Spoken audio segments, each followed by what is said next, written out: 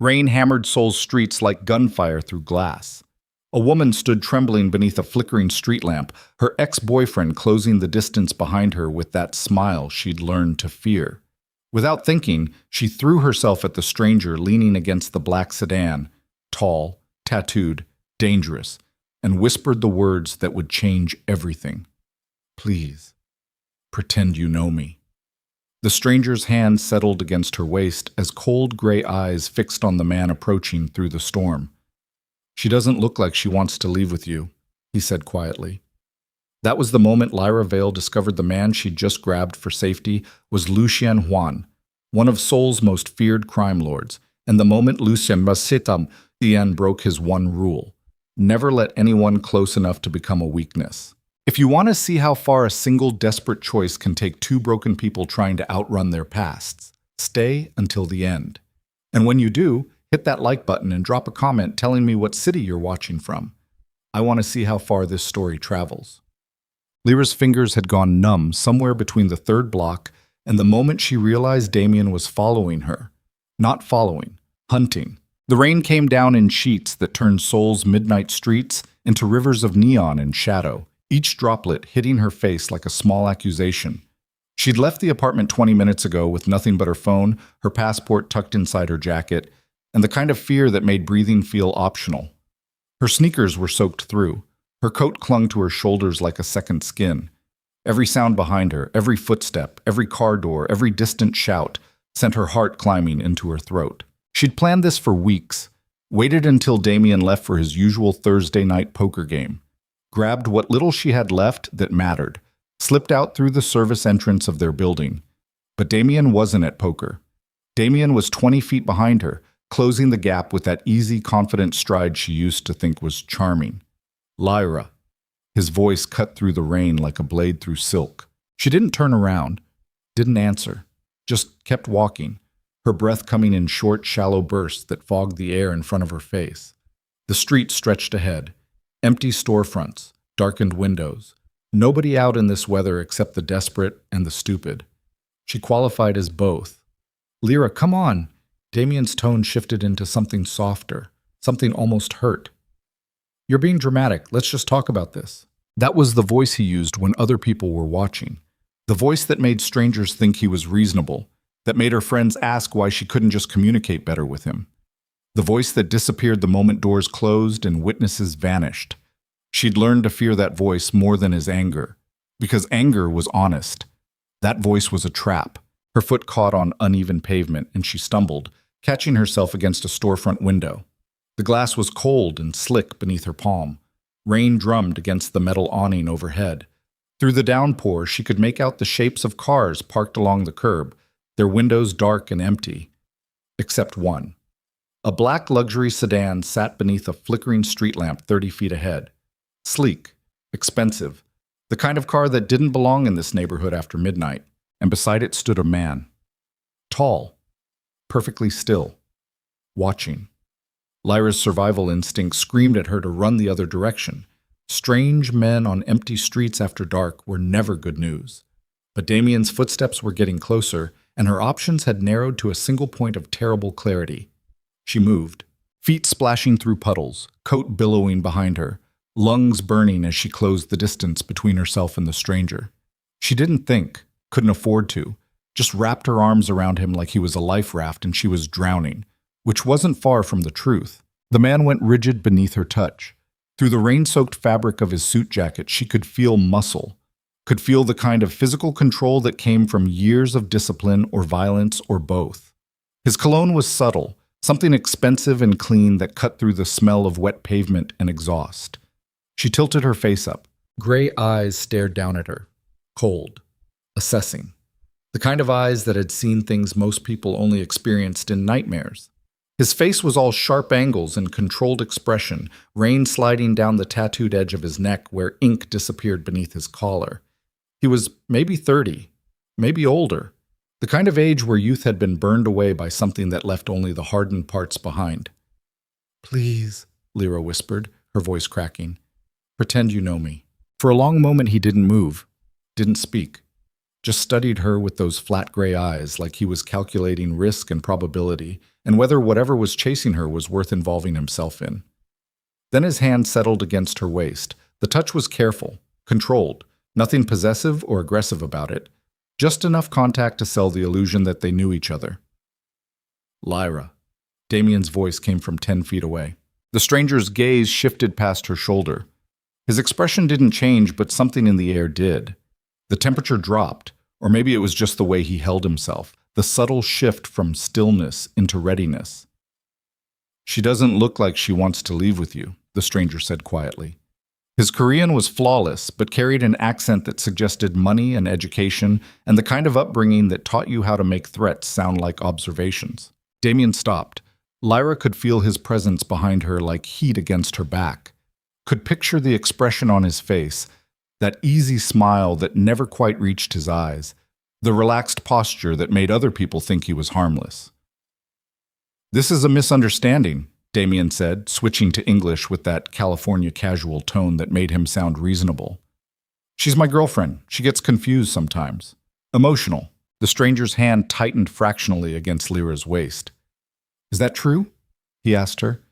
Lyra's throat closed. 2 years of conditioning screamed at her to nod, to apologize, to go back with Damien and accept whatever punishment waited for causing a scene. 2 years of being told she was dramatic, oversensitive, that nobody else would ever put up with her the way Damien did. But something about the stranger's voice, steady, neutral, offering her the choice without demanding she take it, made the words come out different. "No," she whispered. The stranger nodded once. Then he looked at Damien with an expression that would have been polite if not for the absolute absence of warmth behind it. "You heard her." Damien's smile tightened. "Look, man, I don't know who you are, but this is between me and my girlfriend." "Ex-girlfriend," the stranger corrected. "And you're still here." The threat in those 4 words was quiet, implicit, the kind of threat that didn't need volume to land. Damien's jaw worked. Lyra knew that expression. Knew it came right before his fist did, before furniture got thrown and apologies got weaponized. But something stopped him. Maybe it was the stranger's complete lack of fear. Maybe it was the way the man stood like violence was a language he spoke fluently.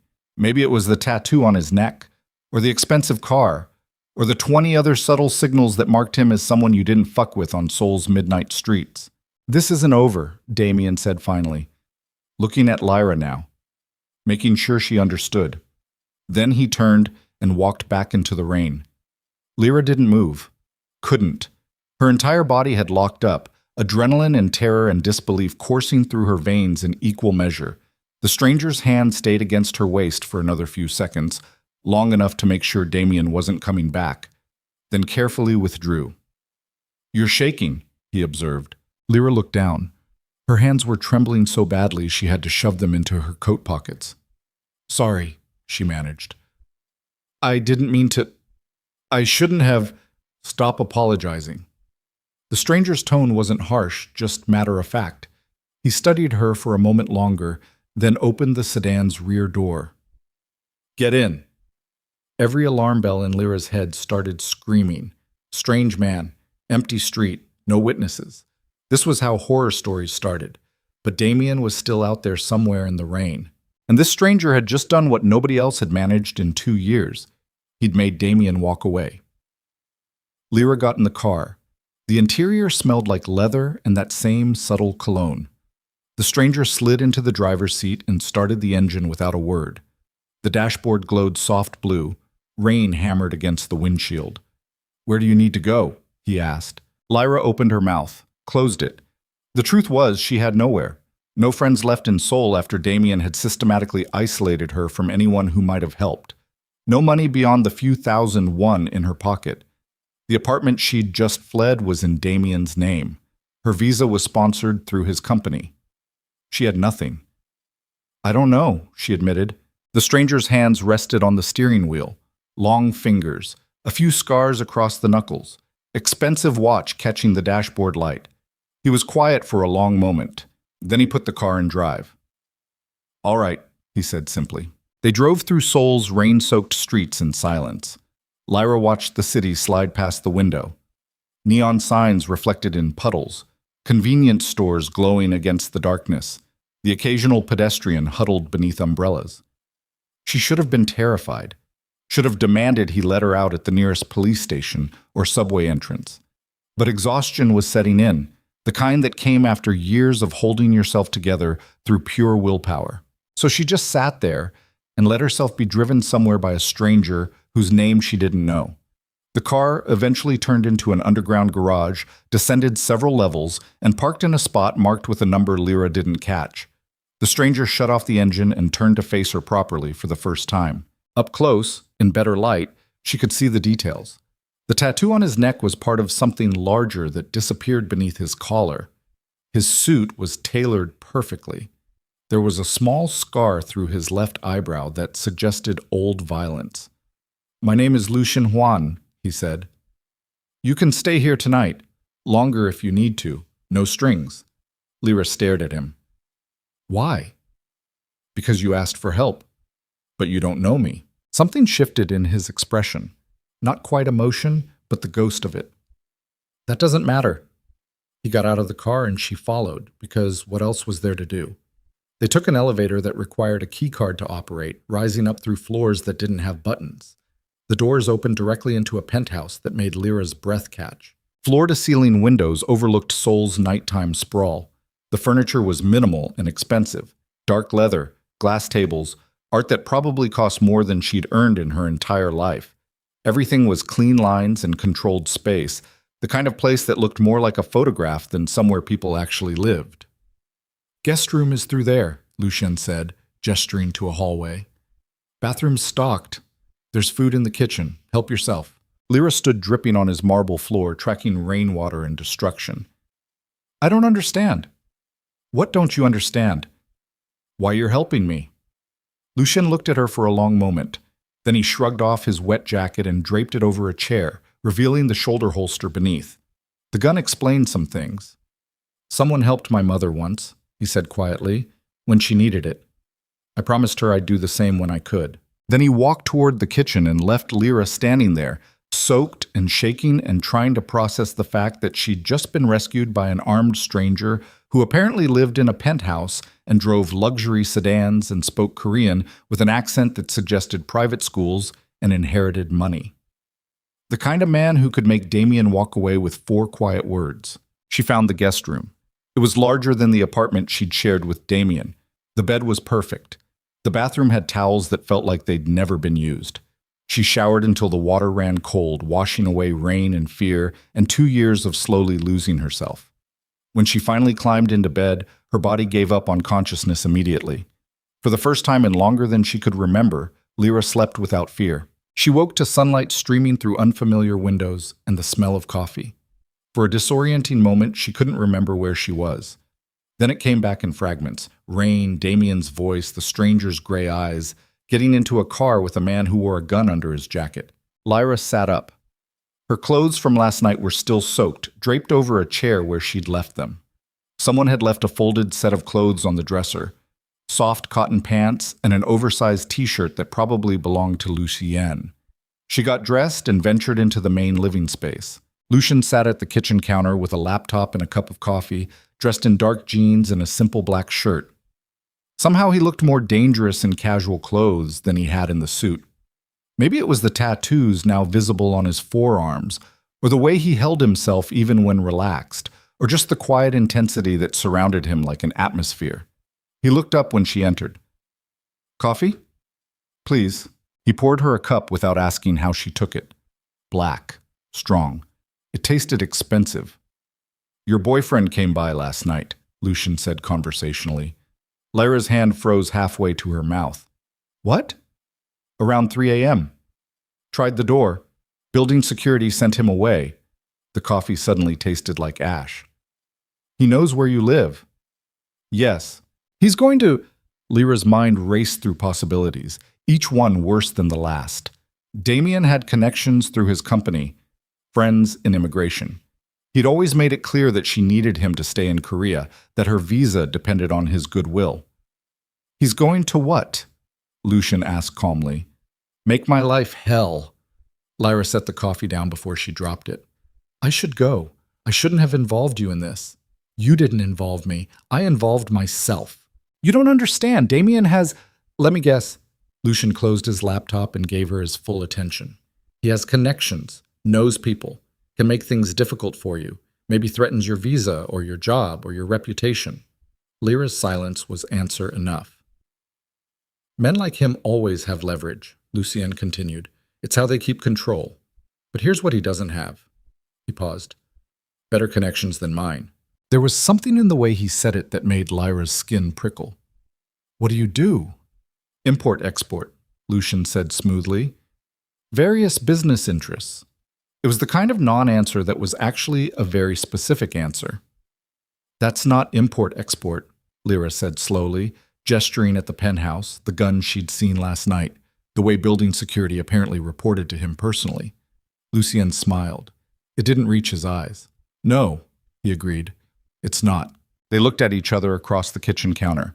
Lyra trying to decide if she'd escaped one dangerous situation by running straight into another, Lucien watching her process with that same patient stillness he'd shown in the rain.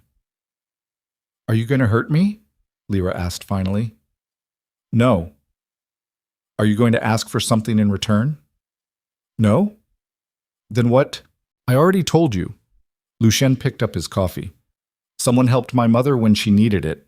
She made me promise to do the same. That's all this is. But the way he looked at her when he said it suggested it wasn't quite that simple anymore. Lyra spent the next few days in a strange kind of limbo. Lucien gave her space. Never pushed, never demanded explanations or gratitude. He worked from home mostly. Phone calls in Korean she couldn't follow, video conferences with his camera carefully angled to show nothing but his face, the occasional meeting that required him to leave for hours at a time. When he was there, they existed in careful orbit around each other. Lyra learned small things. He drank his coffee black, didn't sleep much, had a scar on his ribs from something he wouldn't discuss, spoke at least 3 languages fluently, owned more books than she'd expected, philosophy, history, poetry in Korean, and English, and what looked like French. Not what she'd expected from a criminal, because that's clearly what he was. The phone calls alone made it obvious. The way people said his name with a particular weight. The fact that he never seemed worried about consequences or police or any of the things normal people worried about. But he was also the only person in 2 years who'd asked what she needed without expecting something in return. On the 3rd night, Lyra found him in the kitchen at 2 a.m., staring out at Seoul's skyline with a glass of whiskey. Can't sleep? He asked without turning around. Not used to it yet. Lyra poured herself water from the filtered pitcher. The not being afraid part. Lucien glanced at her. What were you before him? Before Damien? Before you learned to be afraid. Lyra leaned against the counter. Nobody had asked her that in so long she'd almost forgotten there was a before. I was a medical researcher, she said quietly. Or trying to be.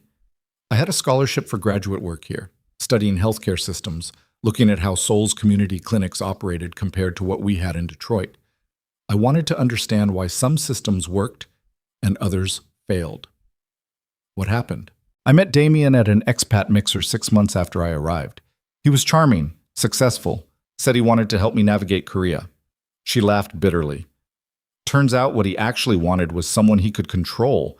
By the time I realized it, he'd already isolated me from everyone else, convinced me to drop out of the program because it was too stressful, got my visa transferred to his company sponsorship so I'd depend on him. And then, she stopped, took a breath. And then he spent 2 years making sure I knew I had nowhere else to go. Lucien was quiet for a long time. When he finally spoke, his voice was careful. The program, could you go back? I don't know, maybe. If I could figure out the visa situation and prove I wasn't a flight risk and somehow scrape together tuition and I'll handle it. Lyra stared at him. You can't just... I can.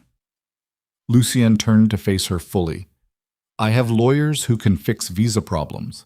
I have money for tuition. I have connections in the medical community who can help you get reinstated. He paused. If that's what you want. Why? The question came out sharper than she intended. Why would you do that? Because you asked me to pretend I knew you that night in the rain. Lucien's gray eyes were steady. And now I actually do know you. And knowing you means wanting you to have the life that asshole tried to take away. Something cracked open in Lyra's chest. She crossed the kitchen and kissed him. It wasn't planned, wasn't smart, just happened. Her mouth against his, hands fisting in his shirt, 2 years of numbness suddenly burning away into something sharp and real and alive. Lucien froze for half a second. Then his hand came up to cup her face with a gentleness that made her want to cry. When they finally broke apart, both breathing hard, he pressed his forehead against hers. "That's a bad idea," he whispered. "Why?" "Because I'm not the right kind of person for you to—" "I don't care what kind of person you are." Lyra's voice was fierce. "You're the first person in 2 years who's treated me like I matter." "You do matter."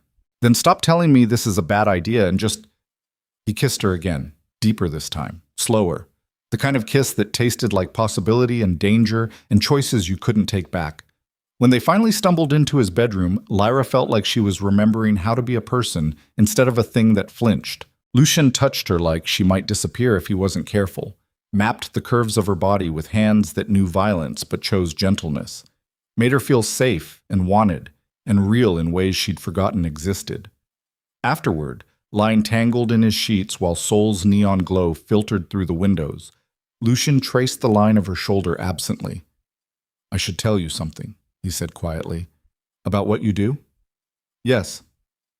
"I already know you're a criminal." That surprised a short laugh out of him. "That obvious?"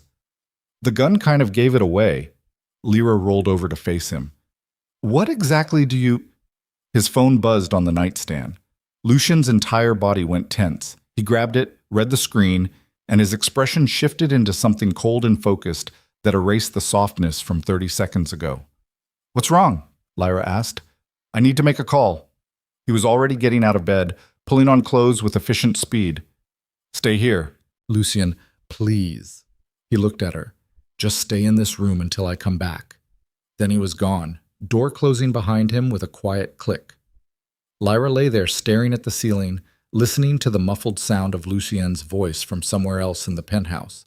The tone was clipped, angry, speaking rapid Korean she couldn't parse. Something was wrong.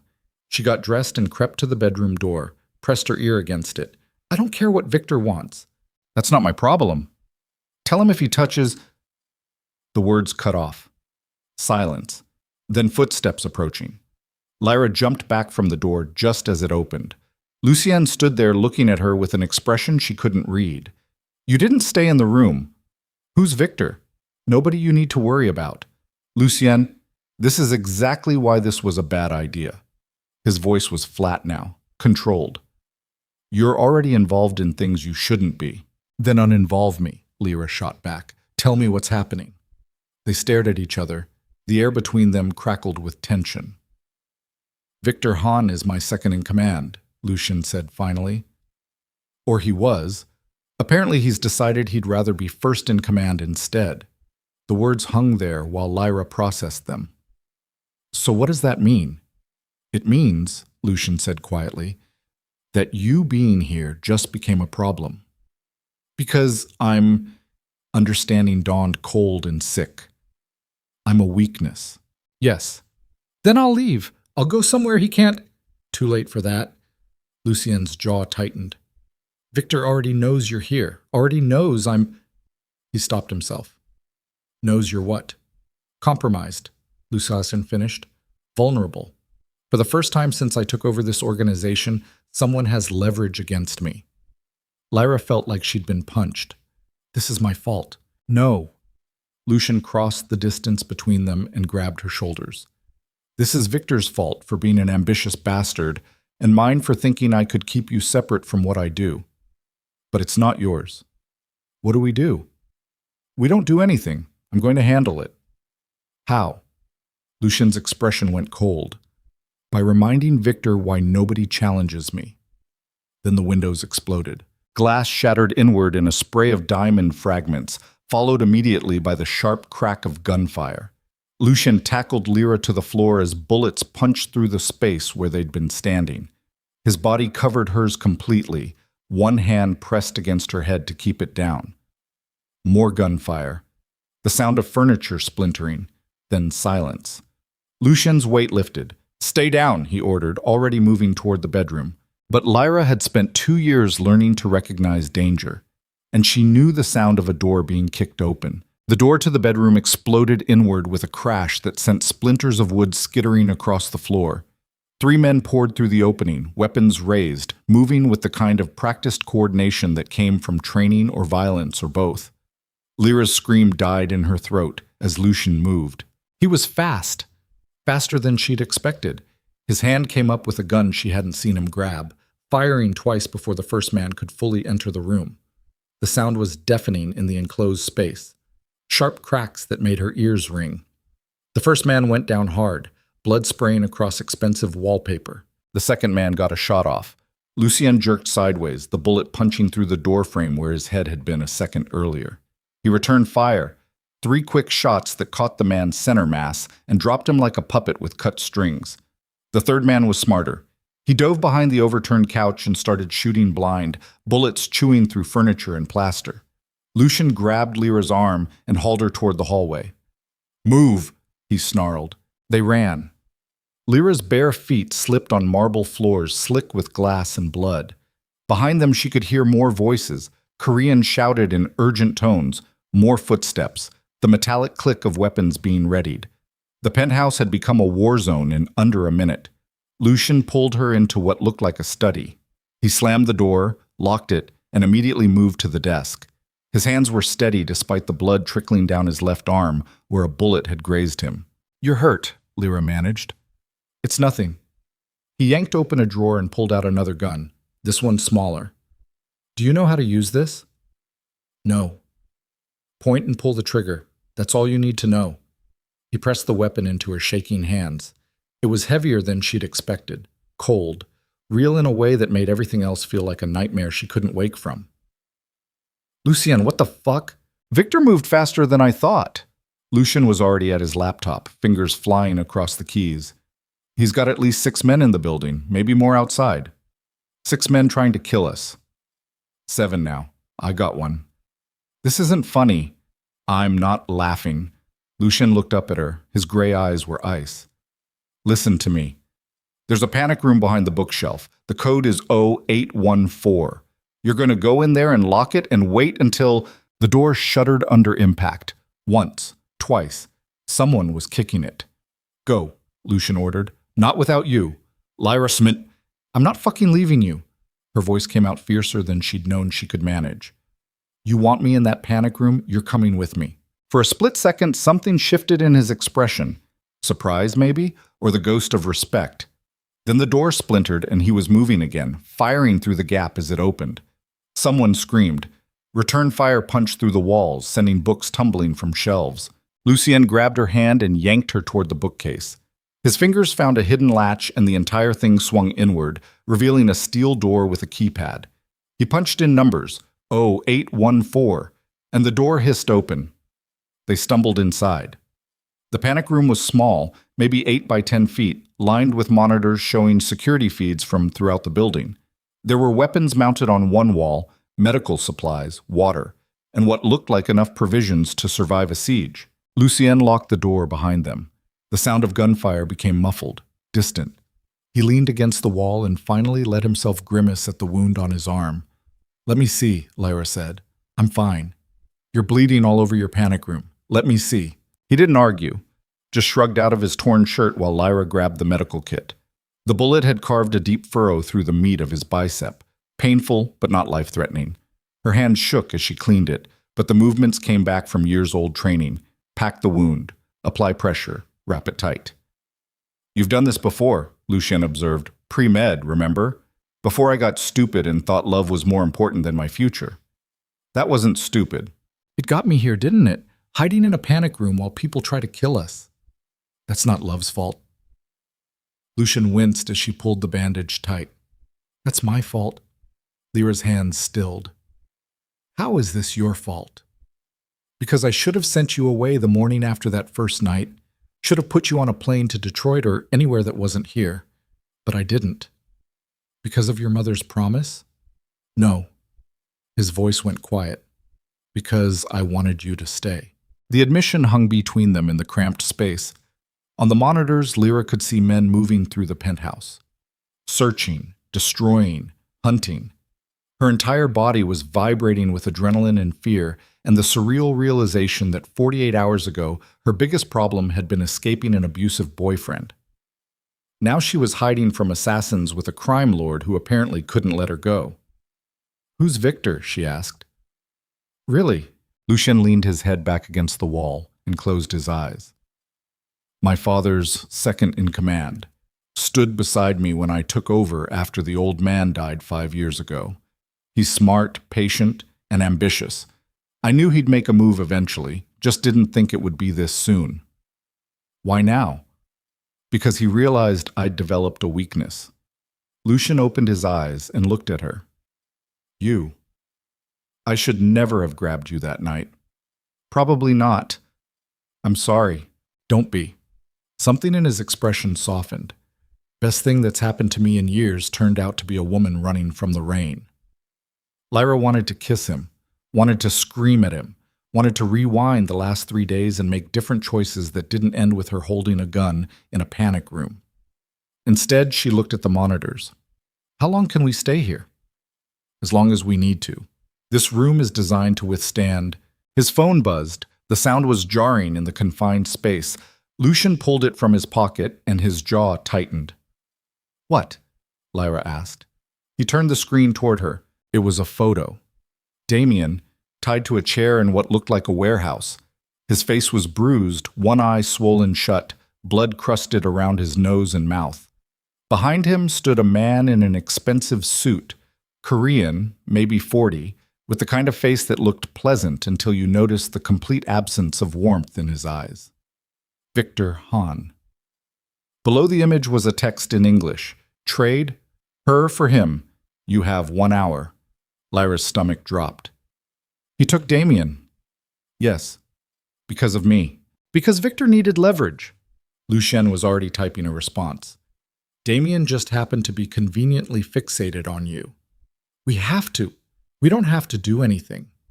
Lyra stared at him. "That's a human being.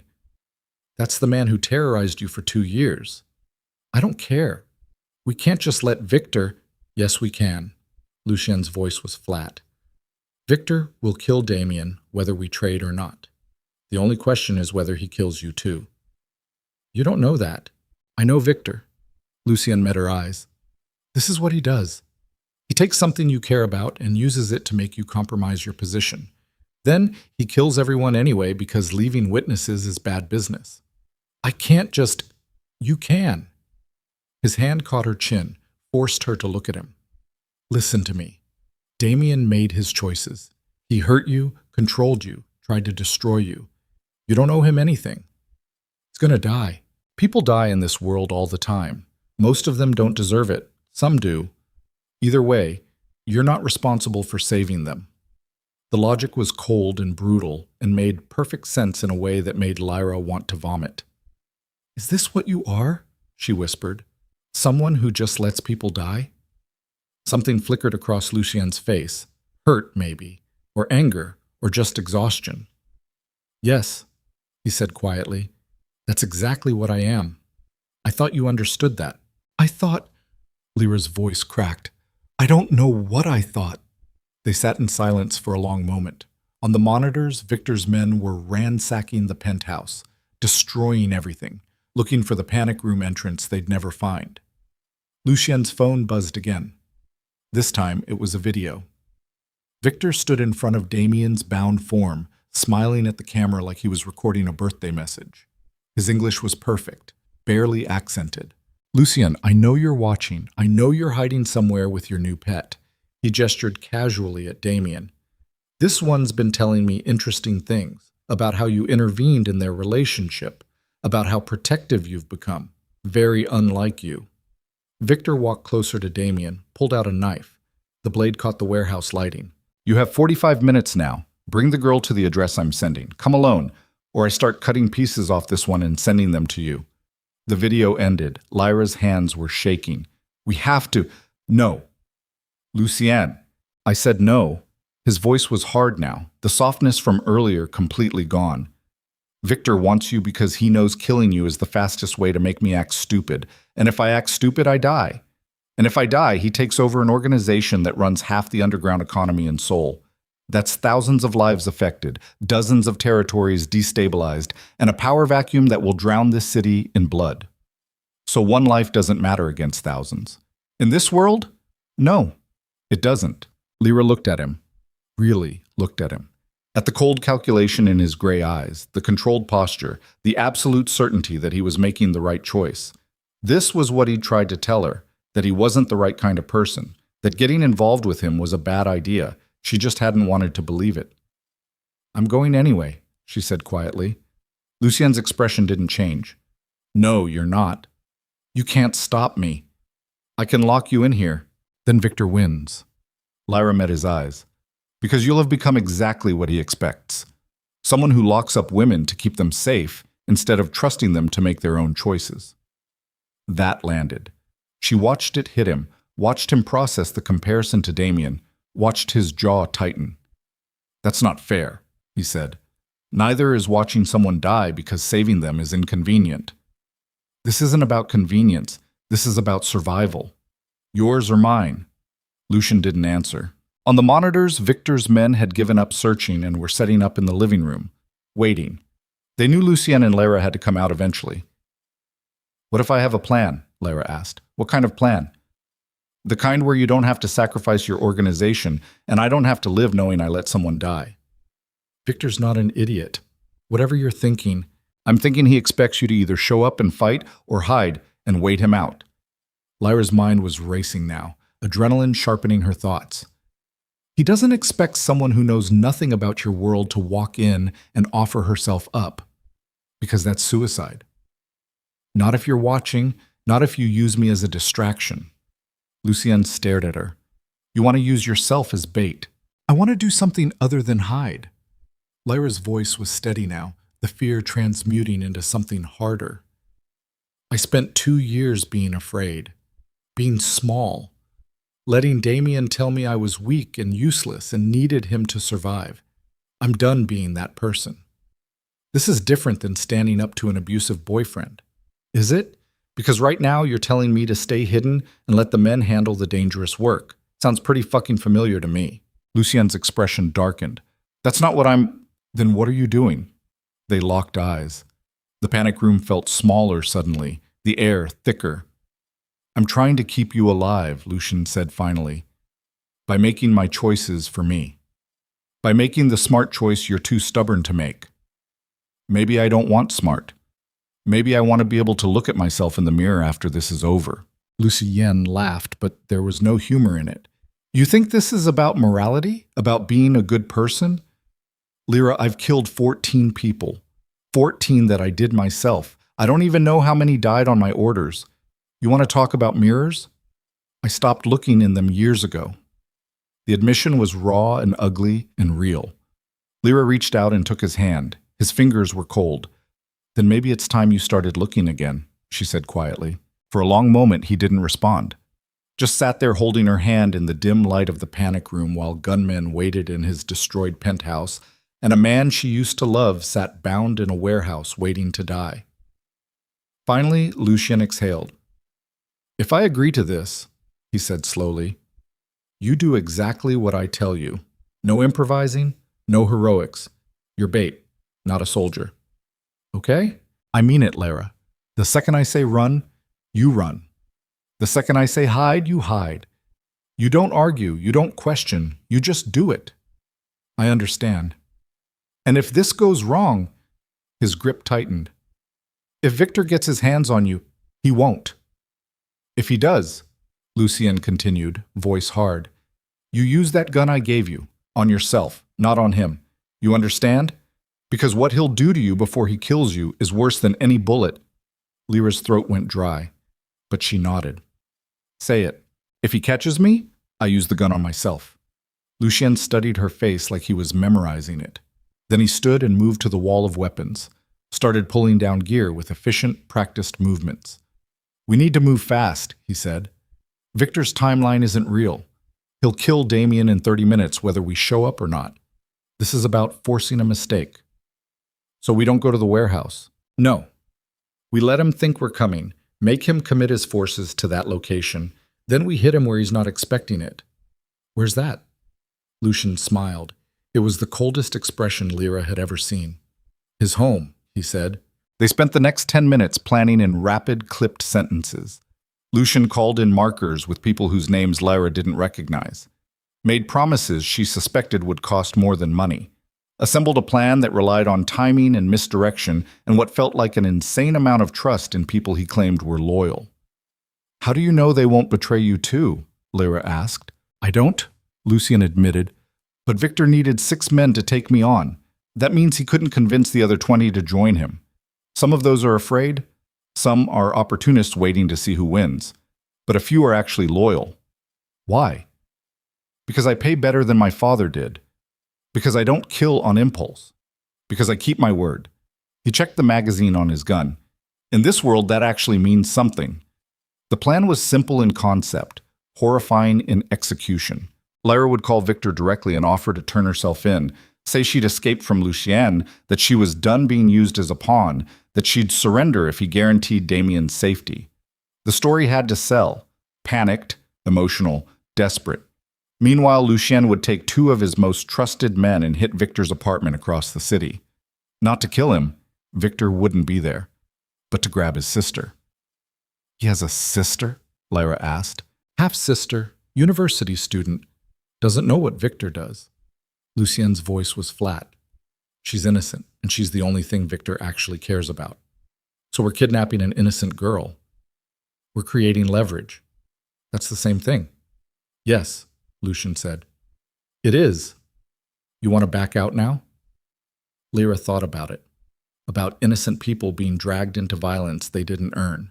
About becoming complicit in the exact kind of brutality she'd spent years trying to escape. But she also thought about Damien, tied to a chair, waiting to die because she'd asked a stranger for help. No, she said. Let's do it. Lucian made 3 more calls, gave orders in Korean that sounded like death sentences. Then he turned to Lyra. You ready? No. Good. People who think they're ready get killed. He handed her a phone. A burner, not his regular device. Victor's number is programmed in. When you call, you're going to sound terrified, desperate, like you'll do anything to make this stop. That won't be hard. Remember, you escaped through the panic room's secondary exit after I passed out from the gunshot wound. You've been running through the city for the last hour. You saw the video. You're horrified. You just want this to be over. What if he doesn't believe me? He will, because you showing up alone is exactly what his ego wants. Lucien's expression was grim. Victor thinks women are weaknesses, resources to exploit. He won't suspect you have your own plan because in his mind, women don't make plans. Sounds like a lovely person. Most criminals aren't. Lucian checked his watch. We move in 5 minutes. Once you make the call, we're committed. No going back. Those 5 minutes felt both infinite and instantaneous. Lyra stood in the panic room trying to calm her breathing while Lucien finalized details with his team. The monitors showed Victor's men still waiting in the destroyed penthouse. Patient, professional, the kind of patience that came from experience. They'll hear us leave, Lyra said. No, they won't. The secondary exit leads to the building's maintenance level. We'll be 3 floors down before they realize we're gone. And then? Then we split up. You take a car to the meeting point Victor gives you. I take my team to his sister's apartment. We grab her, I call Victor, and we negotiate a trade. His sister and Damien for you and safe passage out of Seoul. He'll never agree to that. He won't have a choice. Not if he wants his sister alive. Lyra looked at him. Would you actually kill her? If he refused? Lucian didn't answer immediately. When he did, his voice was quiet. I don't know, he admitted. I've never had to find out. The honesty was somehow worse than a lie would have been. Time, Lucian said. They moved. The secondary exit was hidden behind a false panel in the panic room's back wall. It opened onto a narrow maintenance corridor that smelled like dust and old concrete. Lucian led the way with a gun in one hand and a phone in the other, moving fast but controlled through the darkness. They descended 3 flights of service stairs, emerging in a parking garage Lyra didn't recognize. 2 cars waited, a nondescript sedan and a black SUV. 2 men stood beside them, both armed, both watching Lucian with expressions Lyra couldn't read. "This is Lyra," Lucian said in English. "She's under my protection. Anyone touches her, I'll kill them myself." The two men nodded. Neither looked surprised. "Jinho will drive you to the location Victor gives you," Lucian continued, gesturing to the younger of the two men. "Sung-min is with me. You follow Jinho's instructions exactly. You understand?" "Yes," Lyra said. Lucian turned to her. For a moment, his cold, controlled mask slipped, and she saw the fear underneath. "Don't die," he said quietly. "You either." He kissed her then, hard and desperate and tasting like goodbye. Then he pulled away, climbed into the SUV with Sung-min, and drove into the Seoul night without looking back. Jinho opened the sedan's passenger door. "We should go." Lyra got in. Her hands were shaking as she picked up the burner phone. Victor's number glowed on the screen. One call. That's all it would take to set everything in motion. She pressed dial. The phone rang twice before Victor answered. "Well," he said pleasantly, "this is unexpected." "I want to make a deal," Lyra said. Her voice cracked perfectly, fear and exhaustion bleeding through. Not hard to fake when it was mostly real. "What kind of deal?" "You let Damien go. I'll turn myself in. No more running, no more hiding. Just let him go." Victor laughed. "And why would I do that?" "Because I know you don't actually want him. You want to hurt Lucian. And the best way to hurt Lucian is through me." Lyra let her voice drop to a whisper. "He's unconscious. The gunshot wound got infected. I used the panic room's medical supplies, but it's not enough. He's dying and I can't watch him die because of me." Silence on the other end. Calculating silence. "Where are you?" Victor asked. "I don't know. Some parking garage. I ran after we got separated." "You ran from Lucian Huan's panic room." There was a second exit. "He passed out and I panicked and I need this to stop." More silence. Lyra held her breath. "Send me your location," Victor said finally. "I'll send a car." "No, I'll meet you. Just tell me where." "Why?" "Because I don't trust you not to just shoot me the second I get in a car with your men." Lyra let genuine fear bleed into her voice. "I want to see Damien first. I want to know he's alive. Then I'll surrender." Victor was quiet for a long moment. When he spoke again, there was something new in his voice. Respect, maybe. Or amusement. "You're smarter than you look," he said. "All right, there's a restaurant in Gangnam. The Golden Phoenix, top floor. Come alone. You have 30 minutes. The line went dead. Lyra looked at Jinho. "The Golden Phoenix in Gangnam." He nodded and started driving. They moved through Seoul's midnight streets in silence. Lyra watched the city slide past. Neon signs and dark alleys, late-night restaurants, and empty parks. Somewhere out there, Lucian was breaking into Victor's sister's apartment, committing violence against an innocent person to save someone who probably didn't deserve saving. This was the world she'd stepped into. The world where people like Lucian made impossible choices and lived with them. She wondered if she'd be able to live with hers. "You should know something," Jinho said suddenly. His English was careful, accented. "Boss never lets anyone close, not in 5 years. Then you show up, and he breaks every rule he has." "I'm not sure that's a compliment." "It's not." Jinho glanced at her. "It means he's compromised, weak. In our world, that gets you killed." "Then why are you helping him?" "Because he's still better than Victor." Jinho's hands tightened on the wheel. "Victor enjoys the violence. Boss just accepts it as necessary. That's the difference." They pulled up outside the Golden Phoenix 15 minutes later. It was an upscale restaurant in one of Gangnam's expensive districts, the kind of place where criminals and businessmen sat at adjacent tables and nobody asked questions. "He'll have men inside," Jinho said. "At least 4, maybe more. They won't kill you immediately. Victor wants to gloat first." Comforting. "Boss will call when he has the sister. When he does, you tell Victor. That's when things get dangerous." "They're not dangerous now?" Jinho almost smiled. "Now you're just bait. After the call, you're a liability." Lyra got out of the car. Her legs felt unsteady. The gun Lucian had given her was a small, hard weight against the small of her back, hidden beneath her jacket. She walked into the Golden Phoenix. The restaurant was quiet this time of night.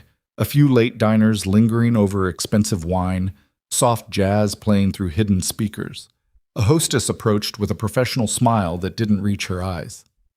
"Reservation name?" she asked in Korean. "Victor sent me," Lyra said in English. The hostess's smile never wavered. "Top floor, private room. You'll find it." Lyra took the elevator up. Her reflection stared back from the mirrored walls, exhausted, terrified, trying to look brave. She looked like exactly what she was, a woman in way over her head, playing at being dangerous. The elevator doors opened onto a hallway. One door stood ajar at the far end. Lyra walked toward it. Inside was a private dining room with floor-to-ceiling windows overlooking Seoul's glittering sprawl.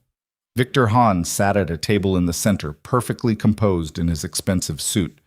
Damien was in a chair beside him, still bound, still bloody, but alive and conscious. 4 armed men stood at intervals around the room. Victor smiled as Lyra entered. "You actually came," he said. "I'm impressed." "I said I would. People say many things when they're afraid. Following through is rarer." Victor gestured to an empty chair. "Please, sit. Let's talk like civilized people." Lyra sat, kept her hands visible, her posture small, playing the part of someone who'd already accepted defeat. "Is he okay?" she asked, looking at Damien. Damien's one good eye fixed on her. Even battered and bound, there was something in his expression that made her stomach turn. Possession. Like even now he thought she belonged to him. "He's alive," Victor said. "That's more than most people in his position can claim. I kept my end of the deal. Let him go. In a moment." Victor poured himself wine from a bottle that probably cost more than Lyra's monthly rent used to. "First, I want to understand something. What exactly does Lucien Juan see in you?" "I don't know." "You must have some idea. He's risked everything. His organization, his reputation, his life, for a woman he's known less than a week." Victor sipped his wine. "That's not like him. Lucien doesn't form attachments. He's cold, controlled, utterly pragmatic. Then you appear and suddenly he's acting like a lovesick fool." "Maybe he's just a better person than you think." Victor laughed. "Oh, my dear, he's not. He's a killer who inherited his father's empire and rules through calculated violence and strategic fear. He's just better at hiding it than most of us." "If you say so." "I do say so. I've known him since he was 16 years old, watched him become what he is. And I promise you, whatever you think you know about him is a carefully constructed lie." Lyra met his eyes. "And what about you? What's your excuse for being a monster?" The smile dropped from Victor's face. "Careful," he said quietly. "I'm being pleasant. Don't make me reconsider." Lyra's phone buzzed in her pocket. Victor's eyes narrowed. "Answer it." She pulled out the burner. Lucian's name flashed on the screen. Her heart hammered as she accepted the call. "We have her," Lucian's voice said, flat, cold. "Victor's sister, 23 years old, engineering student at Seoul National University. Currently zip-tied to a chair in a warehouse in Mapo." Lyra looked at Victor. "He has your sister." Victor's pleasant mask finally cracked. His hand moved so fast Lyra barely saw it. One second he was sitting relaxed, the next he had a gun pointed at her face. "Put him on speaker," Victor said. Lyra obeyed. "Hello, Victor." Lucian's voice filled the room. "I believe we need to renegotiate terms." "You touch her." Victor's voice was pure venom now. "I won't, not if you're smart."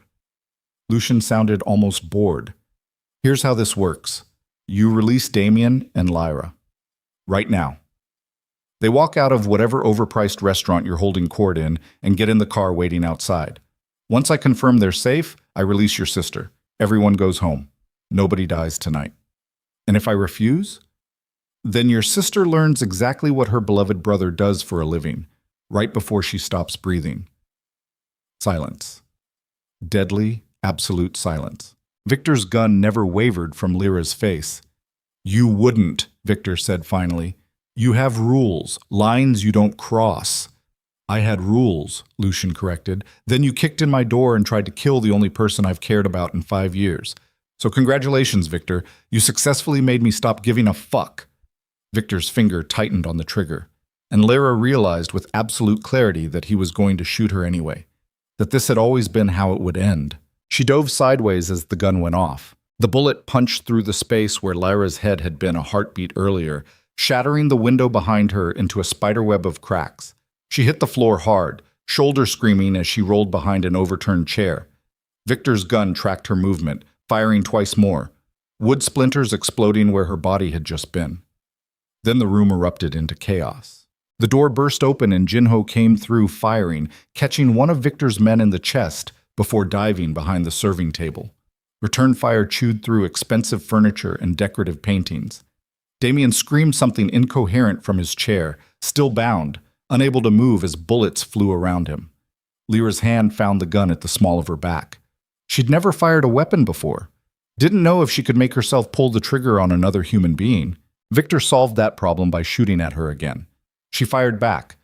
3 quick shots that went wide but forced him to duck behind the table. The recoil nearly tore the gun from her grip. Her ears rang from the enclosed space gunfire. "Lyra!" Jinho's voice cut through the noise. "Window! Go!" She looked at the cracked glass. They were 15 floors up. Going through that window meant dying on Seoul's pavement, but staying meant dying here. Jinho laid down covering fire while Lyra scrambled toward the window. Her hands found a chair, swung it with everything she had. The already damaged glass exploded outward into the night. Cold air rushed in, carrying the smell of rain and exhaust. "There's a ledge!" Jinho shouted. 3 feet down, fire escape around the corner. "Are you fucking serious? Go! Boss's orders!" Victor rose from behind the table, gun raised. Lyra didn't think, just stepped through the window frame onto the narrow concrete ledge outside. The wind hit her like a fist. Seoul sprawled below, a drop that would turn her body into paste if she slipped. Rain had made the ledge slick as ice.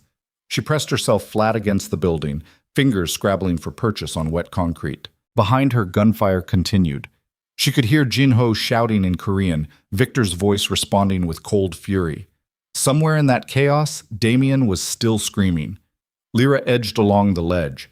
Each step felt like the last one before gravity claimed her. Her fingers were numb. Her breathing came in short, panicked gasps that fogged the air. The fire escape was 10 feet away. Might as well have been a mile. She moved, 1 foot in front of the other, not looking down, not thinking about the drop or the wind or the way her shoes kept slipping on rain-soaked concrete. She was 5 feet from the fire escape when the window beside her exploded. Victor came through it like something out of a nightmare, moving with predator grace despite the bullets Jinho had put in him. Blood soaked his expensive suit, but he was still standing, still moving, still coming for her with murder in his eyes. "You stupid girl," he snarled. "You think Lucien will save you? He doesn't save anyone. He uses people up and throws them away." Lyra raised her gun. Her hand shook so badly she could barely aim. "Go ahead," Victor said. "You've never killed anyone. You don't have it in you."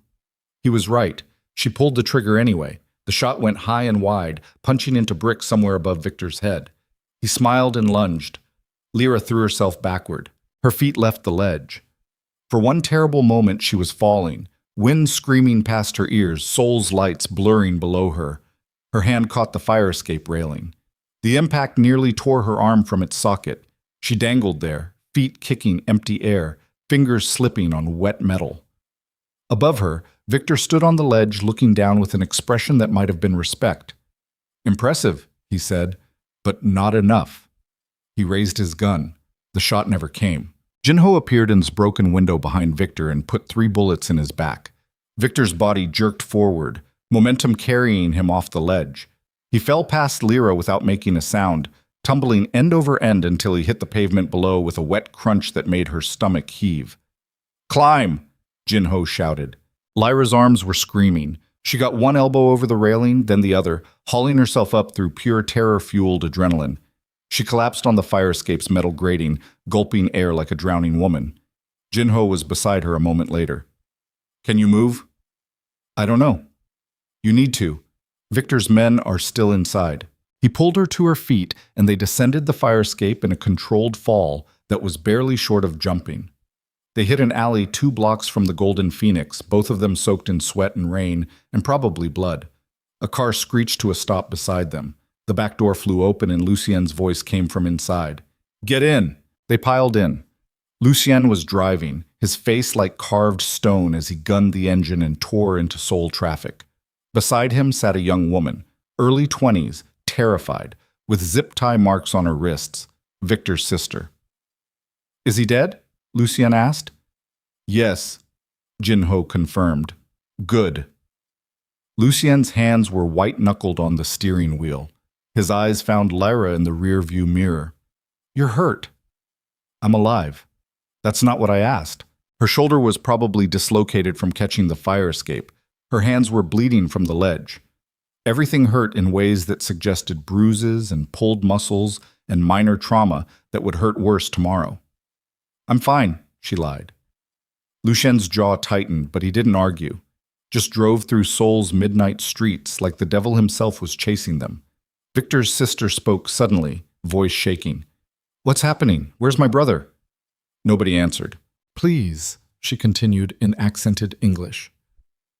"I don't understand. This man came to my apartment and he had a gun, and he said—" Her voice broke. "Where is Victor?" Lyra met Lucien's eyes in the mirror. He gave a tiny shake of his head. "Not yet." They drove for another 20 minutes, taking random turns and doubling back twice before Lucien seemed satisfied they weren't being followed. He pulled into an underground parking garage and killed the engine. The silence was deafening. "What about Damien?" Lyra asked. Lucien looked at Jin-ho. "You get him out?" "No time. Victor's remaining men were on us too fast." The words settled like stones in Lyra's stomach. "So he's still there." "With 4 armed men and a dead boss," Jin-ho confirmed. "They'll cut him loose or kill him. Either way, not our problem anymore." "Not our—" Lyra's voice cracked. "He's going to die." "Maybe." Lucien turned to face her properly. "Or maybe Victor's men will realize they just lost their meal ticket and decide keeping a hostage alive is bad business. Either way, we can't go back." "Because it's too dangerous." "Because it's suicide." Lucien's voice was flat. "Victor's dead, but his organization isn't. The second they find his body, every man he had on payroll will be hunting us. Going back for Damien means walking into a kill box." "So we just leave him?" "Yes." Lyra stared at him. At the cold calculation in his eyes, the absolute certainty that he was making the right choice. This was what Jin-ho had tried to warn her about. This was what Lucien had tried to tell her from the beginning. In his world, people were resources, variables in an equation, and Damien's life didn't balance against the risk of going back. "I can't accept that," Lyra said quietly. "You don't have a choice." "There's always a choice." "Not in this world?" Lucien's expression was stone. "You made your play. You rolled the dice. It didn't work out. That's how this goes. For you, maybe, not for me." "Then what do you want to do? Go back alone? Storm the Golden Phoenix with a gun you barely know how to use? Get yourself killed trying to save a man who spent 2 years destroying you? At least I'd be able to live with myself after." That landed. She watched it hit him, watched something flicker across his face, hurt or anger or just exhaustion. "You think I can live with myself?" Lucien asked. "You think I sleep well at night knowing all the choices I've made?" "I think you've gotten good at justifying them." "That's not fair. Neither is this." Lyra gestured at Victor's sister, at Jin-ho, at the car in the parking garage, and the entire situation. "We kidnapped an innocent woman. We started a war. We got Victor killed. And for what? So I could escape an abusive boyfriend?" "So you could survive," Lucien corrected. "That's what this was about. Survival. At what cost?" "Whatever it takes." Lyra looked at him, really looked at him, at the scars and the tattoos and the absolute absence of doubt in his expression. This was who Lucien Huan was. Not the man who'd held her gently in the night, or listened to her stories about Detroit, or promised to help her rebuild her life. This was the crime lord who ruled through calculated violence and strategic fear, and she'd been naive enough to think love could change that. "I need air," she said. She got out of the car before Lucien could stop her, walking toward the parking garage's exit. Her legs felt unsteady. Everything felt unsteady. Behind her, she heard Jin-ho say something in Korean. Lucien's response was too quiet to catch. Lyra made it to the garage entrance before her knees gave out.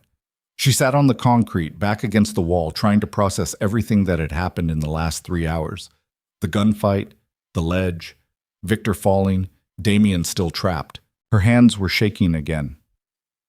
Footsteps approached. Lucien sat down beside her without asking permission. For a long time, neither of them spoke. "My mother died when I was 17, he said finally. "Cancer. The kind that takes its time. The kind where you watch someone you love disappear piece by piece until there's nothing left but pain." Lyra stayed quiet. "She made me promise something before she died," Lucien continued.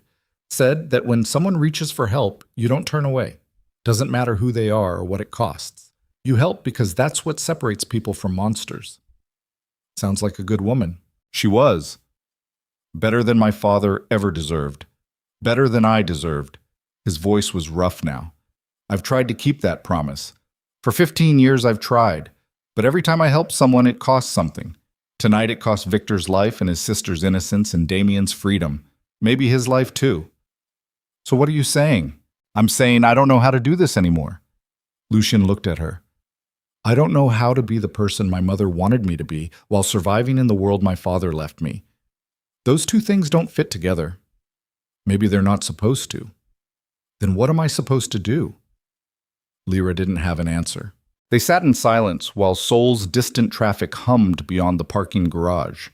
Victor's sister was crying softly in the car. Jin-ho was making quiet phone calls, probably arranging their next move. Everything had gone so wrong, so fast. "I need to tell you something," Lucien said. "About tonight." Something in his tone made Lyra's stomach clench. "What?" "Victor wasn't working alone." "What do you mean?" "I mean, someone inside my organization has been feeding him information." Lucien's hands curled into fists. That's how he knew about the panic room's location, how he knew which building security to bribe, how he knew exactly when to move. "You have a traitor." "Yes." "Do you know who?" Lucien was quiet for a long moment. When he spoke, his voice was barely above a whisper. "I have suspicions." "Tell me." "Not yet. Not until I'm sure." But there was something in his expression that made Lyra's blood run cold, a weight behind his eyes that suggested the betrayal wasn't just tactical, it was personal. Her phone buzzed. Not the burner, her real phone, the one she hadn't looked at in days. She pulled it out and her heart stopped. The screen showed a text from an unknown number. It was a video file. She pressed play. The footage was grainy, clearly from a security camera. It showed a parking garage, not the one they were in now, but one she recognized. The garage beneath Lucien's building, 2 nights ago.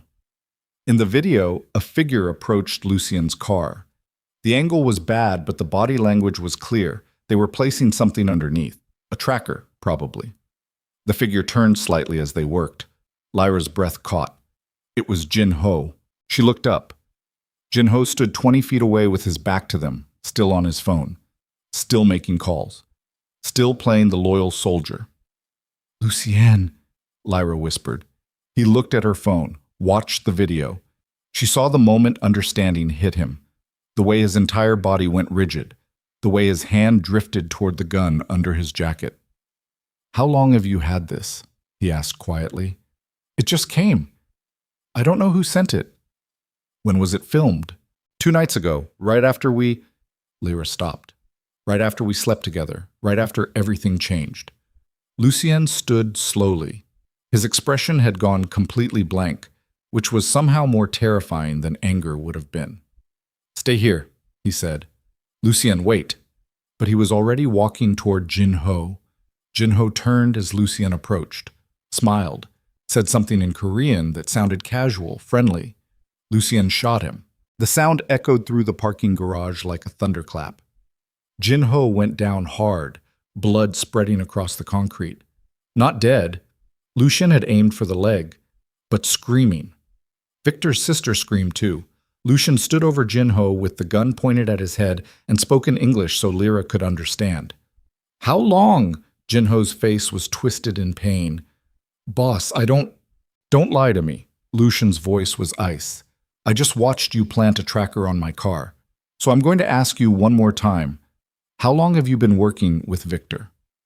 6 months, Jin-ho gasped. Since he first approached me. He offered triple what you pay. Said when he took over I'd be his second. Why did you help me tonight then? Because Victor was supposed to kill you at the restaurant, not her. When that failed, I was supposed to finish the job here. Jin-ho laughed bitterly. But I waited too long, got soft, and now… Lucian shot him again. This time Jin-ho stopped moving. The silence that followed was absolute. Lyra couldn't breathe, couldn't think, couldn't process what she'd just watched. A man she'd trusted, who'd driven her to the Golden Phoenix, who'd saved her life on the fire escape, lying dead on concrete because Lucian had pulled a trigger with the same casual efficiency someone else might use to close a door. We need to move, Lucian said. His voice was steady, controlled, like he hadn't just executed someone. Jin-ho was right about one thing. This location is compromised. You killed him. Yes. He saved my life tonight. He was also planning to kill us both. Lucian turned to face her. That's how this works, Lyra. That's what I've been trying to tell you. In my world, you don't get second chances. You don't get the benefit of the doubt. You're loyal or you're dead. And that's supposed to make this okay. It's supposed to help you survive. Lyra looked at Jin-ho's body, at the blood pooling beneath him, at the way his eyes stared at nothing. 20 minutes ago, he'd been making phone calls, helping them escape, playing his part perfectly. Now he was dead because a video had arrived at exactly the right moment to expose him, or the wrong moment. Who sent me that video? Lyra asked slowly. Lucian went very still. What? The video. It came from an unknown number. Someone wanted me to see Jin-ho planting that tracker. Someone timed it perfectly to arrive right now. She looked at him. Who else knew we were here? Nobody? Then how? Lyra's phone buzzed again. Another text. Same unknown number. This time it was just words. You're welcome, now run. Her blood turned to ice. Lucienne, she said carefully. I think we're being played. By who?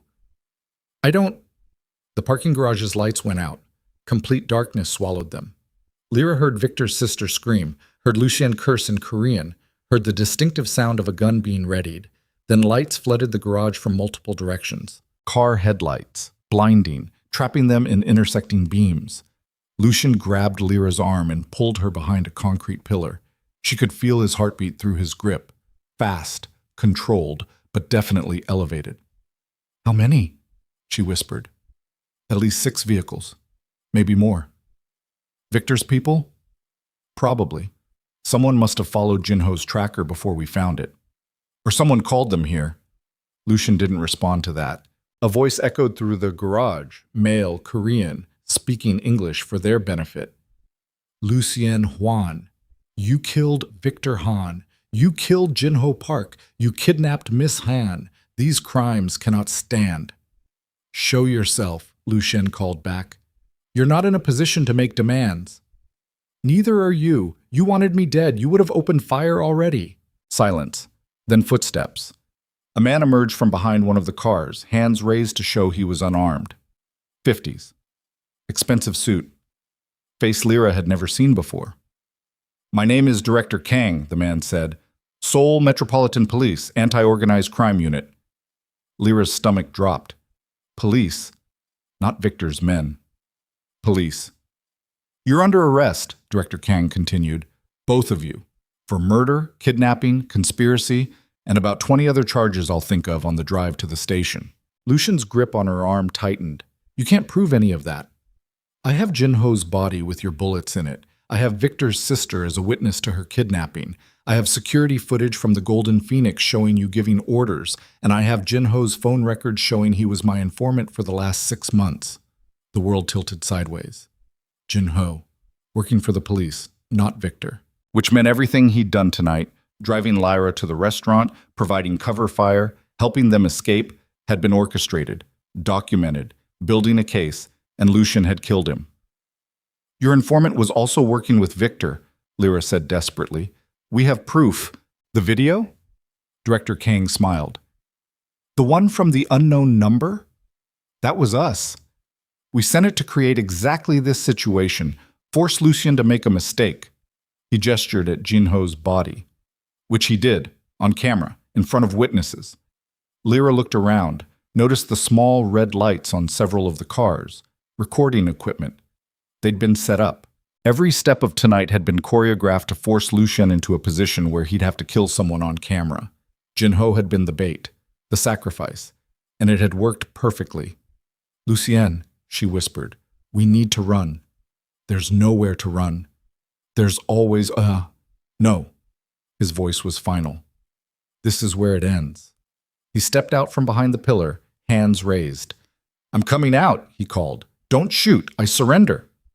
"Lucien, no. Take care of yourself," he said quietly, looking at her one last time, "and get as far from this world as you can." Then he walked into the light.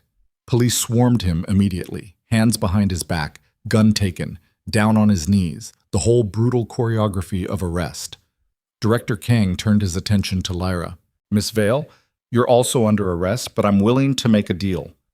Testify against Lucien Huan, tell us everything you know about his organization, and maybe you walk away from this with just a deportation instead of 20 years in a Korean prison." Lyra stood frozen. Behind Director Kang, she could see Lucien on his knees, hands cuffed, surrounded by police. He wasn't looking at her, just staring straight ahead with that same blank expression he'd worn when he shot Jinho. This was it, the moment where she chose, testify against him and save herself, or stay loyal and burn with him. 20 feet away, Victor's sister was crying hysterically as police tried to calm her down. Somewhere in Seoul, Damien was either dead or being cut loose by Victor's remaining men, and Lyra stood in a parking garage making a choice that would define the rest of her life. "I need time to think," she said. Director Kang smiled. "You have until we reach the station. After that, the offer expires." They put her in handcuffs too, led her to a separate car from Lucien. She caught one last glimpse of him through the window as they drove away. His face expressionless, his body still, already looking like he belonged behind bars. Like this was where he'd always been heading. And maybe it was. Maybe people like Lucien didn't get happy endings. Maybe the world didn't work that way. Maybe the best you could hope for was surviving long enough to regret all the choices that brought you here. Lyra leaned her head against the cold car window and watched Seoul blur past. Somewhere in this city was the woman she used to be. The medical researcher who wanted to understand broken systems. The girl from Detroit who believed she could make things better. That woman felt like a stranger now. Because the woman sitting in this police car, hands cuffed, facing 20 years in prison or a deal that required betraying the only person who'd shown her genuine care in years. That woman understood exactly how systems broke, from the inside out, one compromise at a time. The interrogation room smelled like industrial cleaner and stale coffee. Fluorescent lights buzzed overhead, casting everything in a sickly yellow-green that made Lyra's eyes ache. She'd been sitting in the metal chair for 3 hours. No water, no bathroom break, just her and the handcuffs and the mounting pressure in her bladder that was probably intentional. Director Kang sat across from her looking fresh as morning despite the late hour. Beside him was a younger detective whose name Lyra hadn't caught. A recording device sat between them, red light glowing. "Let's try this again," Kang said. His English was precise, clinical. "Tell me about Lucien Huan's organization." "I don't know anything about it." "You lived in his penthouse for a week." 5 days. 5 days, then? You expect me to believe he never discussed business? Never made phone calls? Never had meetings? He made calls in Korean. I don't speak Korean. Convenient. Kang leaned forward. "Miss Vale, I'm trying to help you, but I can only do that if you help me." "By testifying against someone who saved my life?" "Saved your life?" The younger detective laughed. "He got you arrested, got you facing kidnapping charges, got you complicit in multiple murders. That's not saving, that's destroying." Lyra's hands were shaking. She pressed them flat against the table to hide it. "I want a lawyer. You're not a Korean citizen. You're not entitled to a lawyer until we formally charge you. Right now, this is just a conversation." "Then I'm done conversing." Kang sighed, opened a folder and pulled out photographs. Crime scene shots, Jinho's body, Victor's broken form on the pavement, blood and bodies and evidence that painted a picture of absolute carnage. "This is what your lover does," Kang said quietly. "This is the man you're protecting.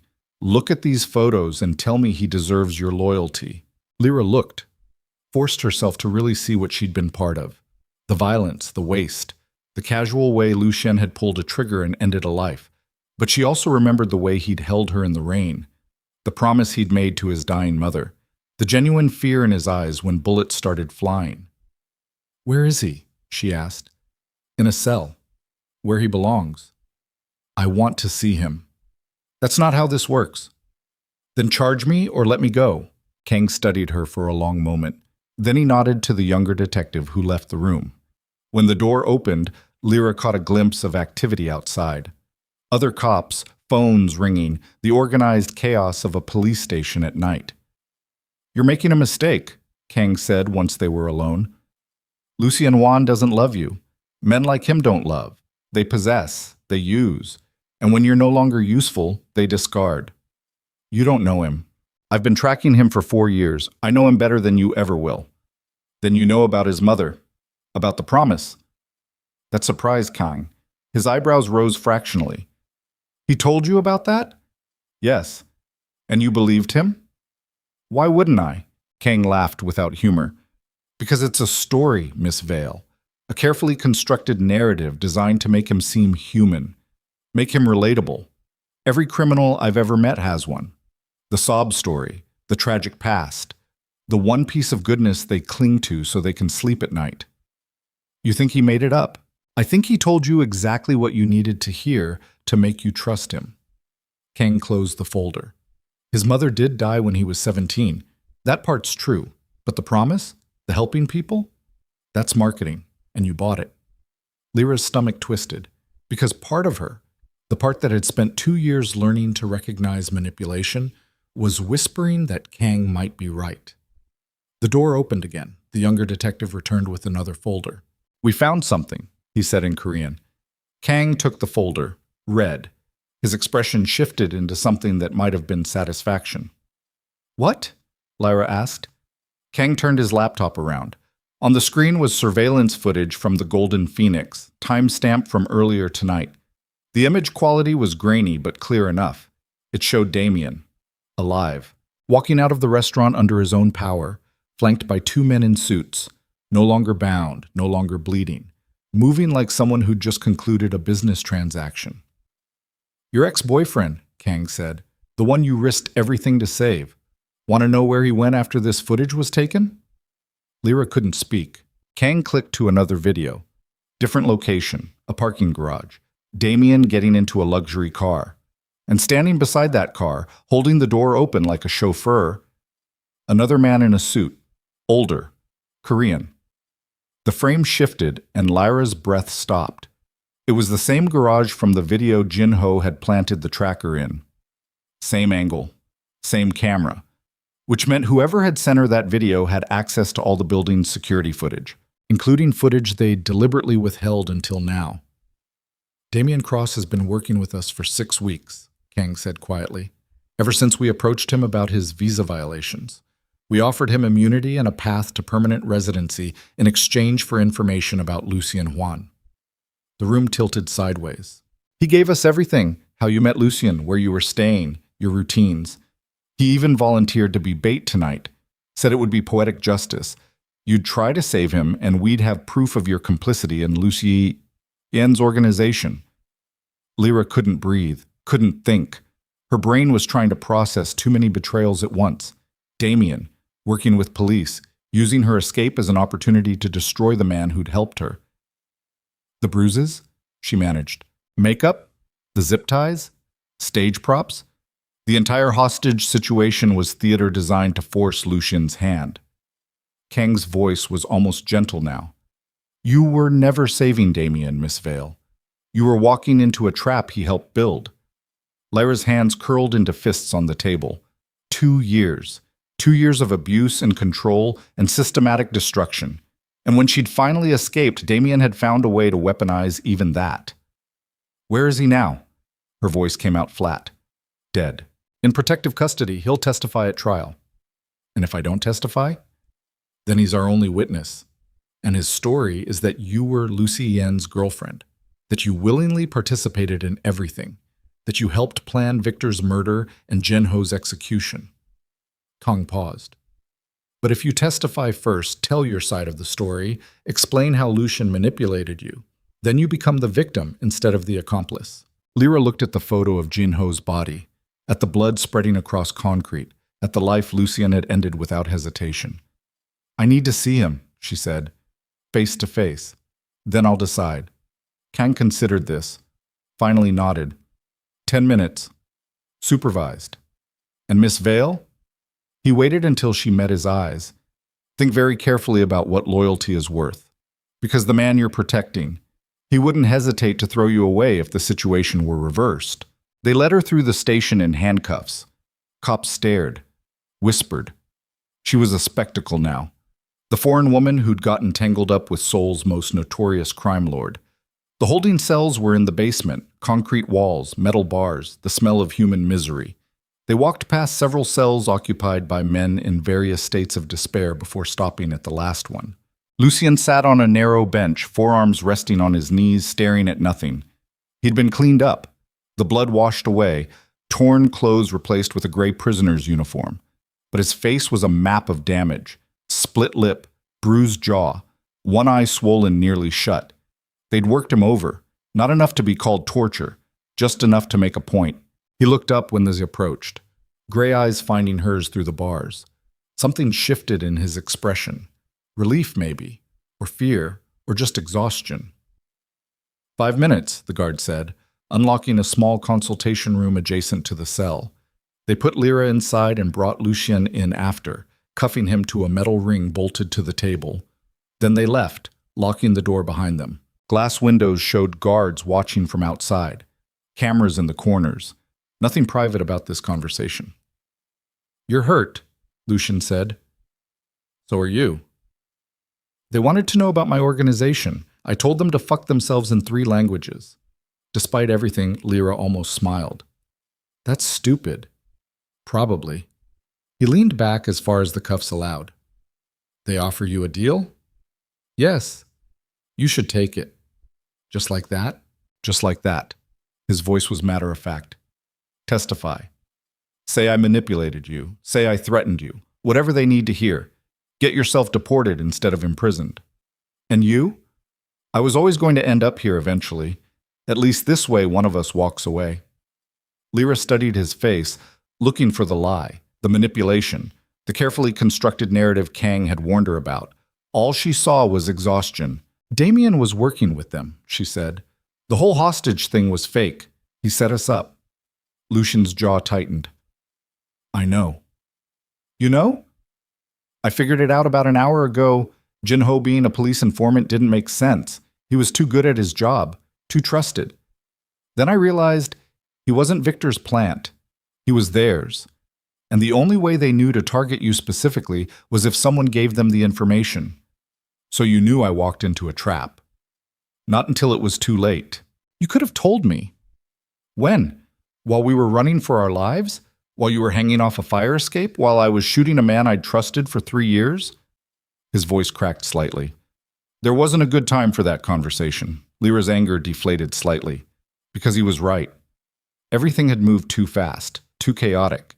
By the time any of them understood what was really happening, they were already in the trap. Kang says you don't love me, she said. Says the story about your mother is just marketing, that you manipulated me from the start. Lucien was quiet for a long time. Maybe he's right, he said finally. That hurt worse than she'd expected. Maybe I did manipulate you, Lucien continued. Maybe keeping you close was always about proving something to myself. That I could keep my mother's promise, that I wasn't completely lost. He looked at her. But the part where I fell in love with you, that wasn't strategy. That was just stupid. Why stupid? Because love is a weakness in my world. And Victor proved that the second he kicked in my door. Lucien's hands curled into fists on the table. Kang's right about one thing. Men like me don't get happy endings. We get cells or bullets or worse. And anyone stupid enough to love us gets dragged down too. So you're saying I should testify? I'm saying you should save yourself by destroying you. I'm already destroyed. Have been since I was 17 and watched my mother die and inherited my father's empire. You're just late to realize it. Lyra wanted to scream at him, wanted to grab him and shake him, and demand he fight back instead of just accepting this ending like it was inevitable. But looking at him now, battered, cuffed, already looking like he belonged behind bars, she wondered if maybe he'd been right all along. Maybe some people were just meant to burn. I have a question, she said. All right. That first night, in the rain, if you could go back and walk away instead of helping me, would you? Lucien didn't hesitate. No. Why not? Because for 5 years I've been asking myself if my mother's promise was worth keeping, if helping people made any difference in a world this broken. And then you appeared and gave me an answer. What answer? That maybe one person is enough. His voice was rough now. Maybe saving one person from the rain is worth everything that came after. Even this. Lyra's throat closed up. The door opened. Director Kang stood in the entrance. Time's up. Wait, Lyra started. You've had your conversation. Now it's time to make a choice. Kang's expression was implacable. Testify or don't, but decide now. Lyra looked at Lucien one last time, at the man who'd saved her from Damien, who'd given her back pieces of herself she'd thought were lost, who'd killed for her and died for her and was sitting here telling her to betray him. She stood up. I'll testify, she said. Lucien's expression didn't change, just nodded once like he'd expected nothing else. Smart choice, Kang said. They led her back upstairs to a different room, nicer furniture. Coffee that didn't taste like industrial runoff. A stenographer to record her statement. Kang sat across from her with a fresh legal pad and an expression that suggested he'd won something. Start from the beginning, he said. The night you met Lucien Huan. Lyra took a breath. I met him in the rain, she began. I was running from my abusive ex-boyfriend, Damien Cross. I grabbed the first person I saw and begged him to pretend he knew me. And that person was Lucien Huan. Yes. What happened next? Lyra told them everything. The penthouse, the panic room, Victor's betrayal, the Golden Phoenix, Jinho's death. She laid it all out in clinical detail, watching Kang's pen move across paper, building the case that would destroy Lucien completely. Except she changed one detail. A small thing. Barely noticeable. She said Lucien had shot Jinho in self-defense, that Jinho had drawn first, that it happened so fast she couldn't be sure who'd moved when. It wasn't much. Probably wouldn't matter in the end. But it was something. 3 hours later, they were done. Lyra signed the statement with shaking hands. Kang looked satisfied in the way predators looked when they'd finally cornered prey. Good, he said. This will be enough to put Lucien away for 20 years minimum, possibly life. And me? Deportation. You'll be on a plane to Detroit by Friday. Your visa's already been revoked. You're done in Korea. Done in Korea. Done with Lucien. Done with the entire nightmare that started when she'd grabbed a stranger in the rain. Can I see him again? She asked. No, you're a witness now. Contact is prohibited. Just for a minute, please. Kang studied her, finally sighed. 2 minutes, supervised. And Miss Vale, don't do anything stupid. They brought her back down to the cells. Lucien was lying on the bench now, one arm over his eyes, looking like he'd finally given up on consciousness. You have a visitor, the guard said. Lucien sat up, saw her. His expression flickered through confusion, surprise, resignation. I testified, Lyra said through the bars. I know. They're deporting me. Good. Stop saying that. Her voice cracked. Stop acting like this is fine. Like you getting locked up for 20 years is just how things were always going to end. It is how things were always going to end.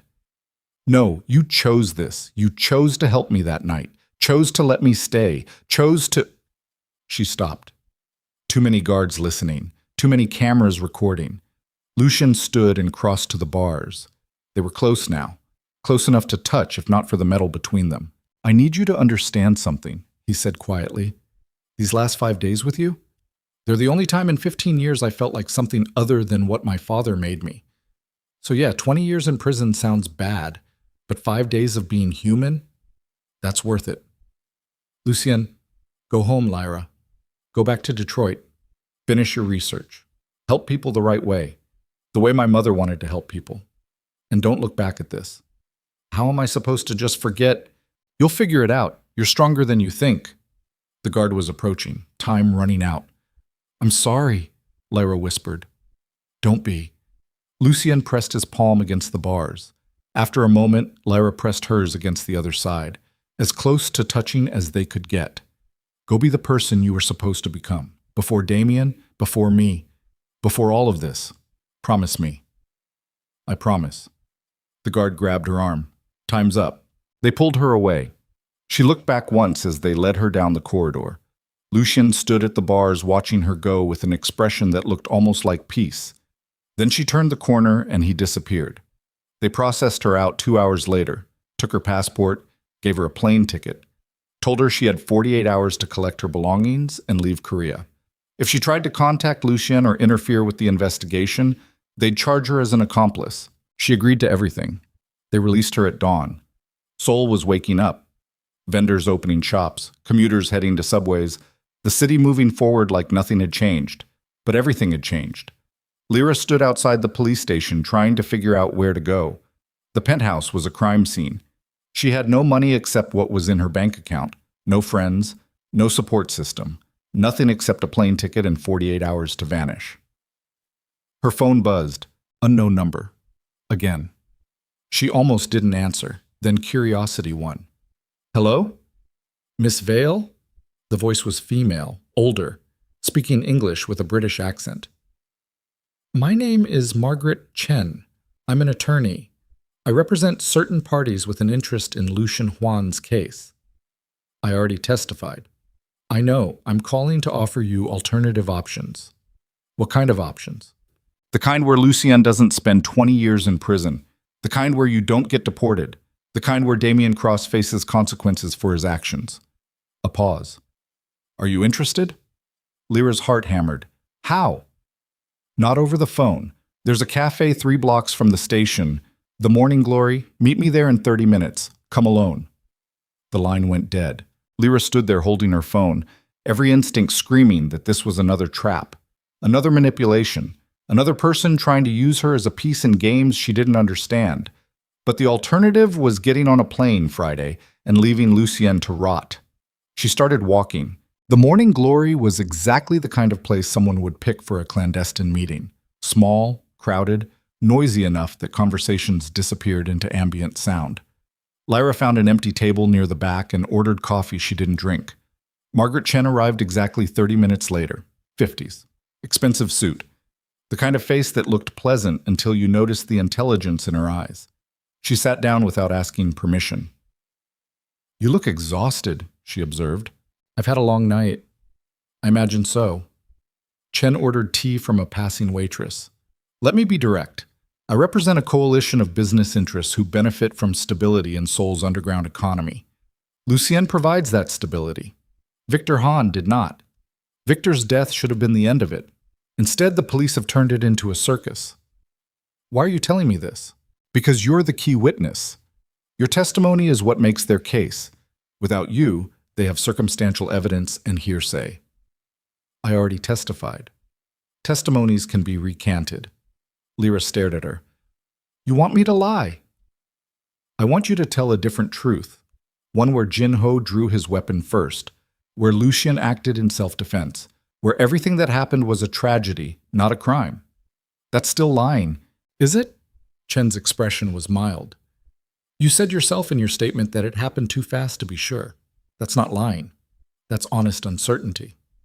The police will never believe. The police will have no choice but to accept reasonable doubt. And in Korean courts, reasonable doubt matters. Chen leaned forward. Here's what I'm offering. Recant your testimony. Claim you were coerced.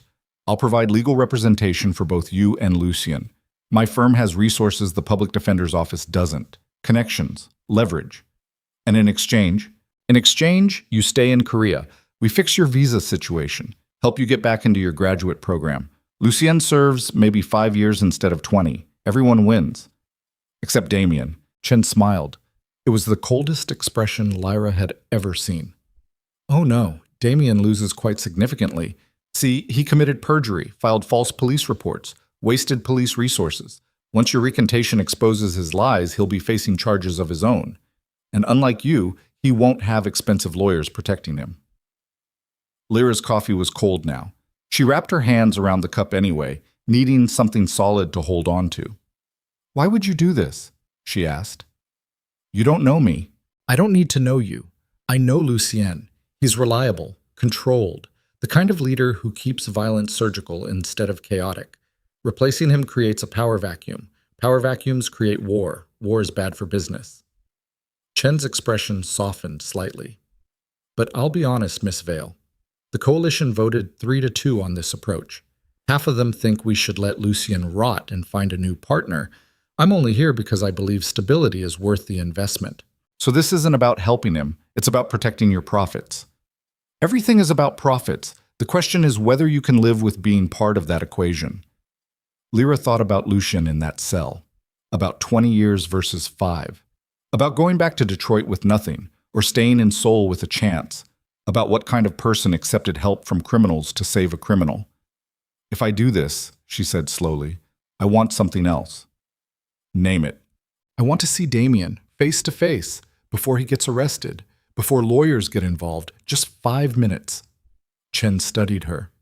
"May I ask why?" "Because I spent 2 years afraid of him, and I want him to see what I became when I stopped being afraid." A slow smile spread across Chen's face. "I think we're going to get along just fine, Miss Vale." They made the arrangements in whispers over cooling beverages. Chen provided a burner phone with a single number programmed in. Lyra was to call when she was ready. The meeting with Damien would happen tonight. The recantation would happen tomorrow. After that, Chen promised, everything would change. Lyra spent the day in a cheap hotel room trying to sleep and failing. Her mind kept circling back to choices and consequences. To the woman she'd been when she grabbed Lucien in the rain versus who she was now. That woman had been running. This woman was about to walk straight into fire. Night fell. Lyra called the number. "Ready?" Chen's voice asked. "Yes." "There's a car outside your hotel. Get in." The car was black. Expensive. Driven by someone who didn't speak. They drove for 20 minutes through Seoul's nighttime streets before pulling into an underground parking garage Lyra didn't recognize. Chen waited beside an elevator. "He's upstairs," she said. "Penthouse. Protective custody just means expensive hotels for cooperative witnesses." "Are you coming?" "No. This conversation is yours alone." Chen handed her a key card. "You have 15 minutes before his police escort checks on him. After that, we need to be gone." Lyra took the key card, rode the elevator up, stood outside the penthouse door trying to calm her breathing. Then she knocked. Damien opened the door looking healthy, relaxed, comfortable. Like this was just another business trip, like he hadn't orchestrated the destruction of multiple lives. He saw her and smiled. "Lyra, I was wondering if you'd show up." She stepped inside without being invited. The penthouse was nice, not as nice as Lucien's, but close. Floor-to-ceiling windows, expensive furniture, the kind of place police probably thought was adequate for a cooperating witness. "You set me up," Lyra said. "I gave the police information. That's not the same thing." "You pretended to be kidnapped. You let me think I was saving you. I gave you an opportunity to be a hero. Not my fault you fucked it up." Damien poured himself a drink. Didn't offer her one. "You want to know the funny part? I actually tried to let you go. That night in the rain, I was going to walk away. Then that bastard had to play knight in shining armor." "So you got him arrested out of spite?" "I got him arrested because he's a criminal and you're better off without him." Damien's voice took on that reasonable tone she'd learned to hate. "Come on, Lyra. You had to know it would end like this. Guys like Lucien don't get happy endings. They get cells or body bags. I just accelerated the timeline." Lyra stepped closer. "And what do you get? Permanent residency, clean record, and the satisfaction of knowing you'll be gone by Friday." He smiled. "It's almost poetic. You tried to escape me and ended up right back where you started. Alone, broken. Exactly what you've always been." That should have hurt. 2 years ago, it would have destroyed her. But standing there looking at Damien's self-satisfied expression, Lyra felt nothing except cold clarity. "You're right," she said quietly. "Guys like Lucien don't get happy endings. Finally you see sense. But neither do you." Damien's smile faltered. "What?" "I'm recanting my testimony. Tomorrow morning. Going to tell the police I was coerced, that I was confused, that everything I said was influenced by exhaustion and fear and pressure. They'll never believe. They'll have to consider reasonable doubt. And reasonable doubt means Lucien walks, or at least gets a reduced sentence." Lyra stepped closer. "But you? You filed false reports, committed perjury, wasted police resources. When my recantation exposes that, you're the one going to prison." Damien's face went pale. "You're bluffing." "Am I? You spent 2 years teaching me to lie, teaching me to perform, teaching me to be whoever I needed to be to survive." She smiled. "Congratulations, I learned." "They'll deport you." "Maybe. Or maybe the expensive lawyers I've retained will fix my visa issues. Either way, I won't be your victim anymore." Damien's hand moved toward his phone. Lyra grabbed it first, threw it across the room where it shattered against the wall. "You're insane," Damien breathed. "No, I'm done being afraid." Lyra headed for the door, stopped, looked back. "Oh, and Damien, that police escort you have? He's outside for another 8 minutes. After that, you're on your own. And a lot of people in this city are very unhappy with how you've been cooperating with police." She left him standing there trying to process the threat. Rode the elevator down where Chen waited with that same cold smile. "How do you feel?" Chen asked. "Like I just burned the last bridge back to who I used to be." "Good. That person would have gotten you killed." They drove through Seoul's midnight streets in silence. Lyra watched the city slide past and wondered what version of herself would emerge from the ashes of the last 5 days. Not the woman who'd run from Damien. Not the woman who'd grabbed Lucien in the rain. Someone new, someone harder. Someone who understood that surviving meant making choices that would have horrified her a week ago.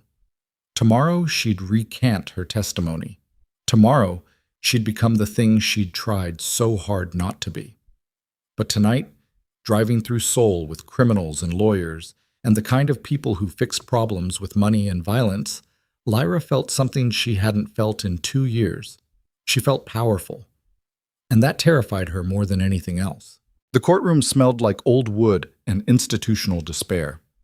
Lyra sat in the witness box with her hands folded in her lap, trying to look like someone who'd made an honest mistake, instead of someone orchestrating a careful dismantling of her previous testimony. The judge, a woman in her 60s with steel gray hair and an expression that suggested she'd heard every lie humans were capable of telling, watched her with clinical detachment. Director Kang stood at the prosecutor's table, looking like a man who'd just watched his career catch fire. "Miss Vale," the judge said in careful English, "you understand that recanting testimony is a serious matter." "Yes, Your Honor." "And you maintain that your original statement was given under duress." "Not duress exactly." Lyra's voice was steady. She'd practiced this for hours with Margaret Chen. "I was exhausted, traumatized. I just witnessed multiple acts of violence. When Director Kang questioned me, I was in shock. I said things I thought he wanted to hear because I was afraid." "Afraid of what?" "Afraid I'd be charged as an accomplice. Afraid I'd never see my home again. Afraid of—" She paused. Let her voice crack slightly. "Afraid of everything." The judge made notes. "And now? Are you still afraid?" "Now I've had time to process what happened, to remember things more clearly. And I realized that some of what I said was wrong." "Specifically?" "Jinho Park. In my original statement, I said Lucien Huan shot him without provocation, but that's not accurate. Jinho drew his weapon first. Lucien was defending himself." Kang stood abruptly. "Your Honor, this is clearly—" "Sit down, Director." The judge's tone was ice. "You'll have your turn." Kang sat. His jaw worked like he was chewing glass. "Continue, Miss Vale," the judge said. Everything happened so fast. The parking garage, the police arriving, Jinho getting shot. I was terrified and confused, and when Director Kang asked me to describe what happened, I got the sequence wrong. Lyra met the judge's eyes. "I'm not saying Lucien is innocent. I'm saying I may have misrepresented the circumstances of Jinho's death. May have or did? Did. I did misrepresent them because I was scared and I wanted to cooperate, and I thought telling Director Kang what he wanted to hear would keep me safe. The judge studied her for a long moment. Then she looked at Kang. Director, you have questions? Kang approached the witness box like a man approaching a snake.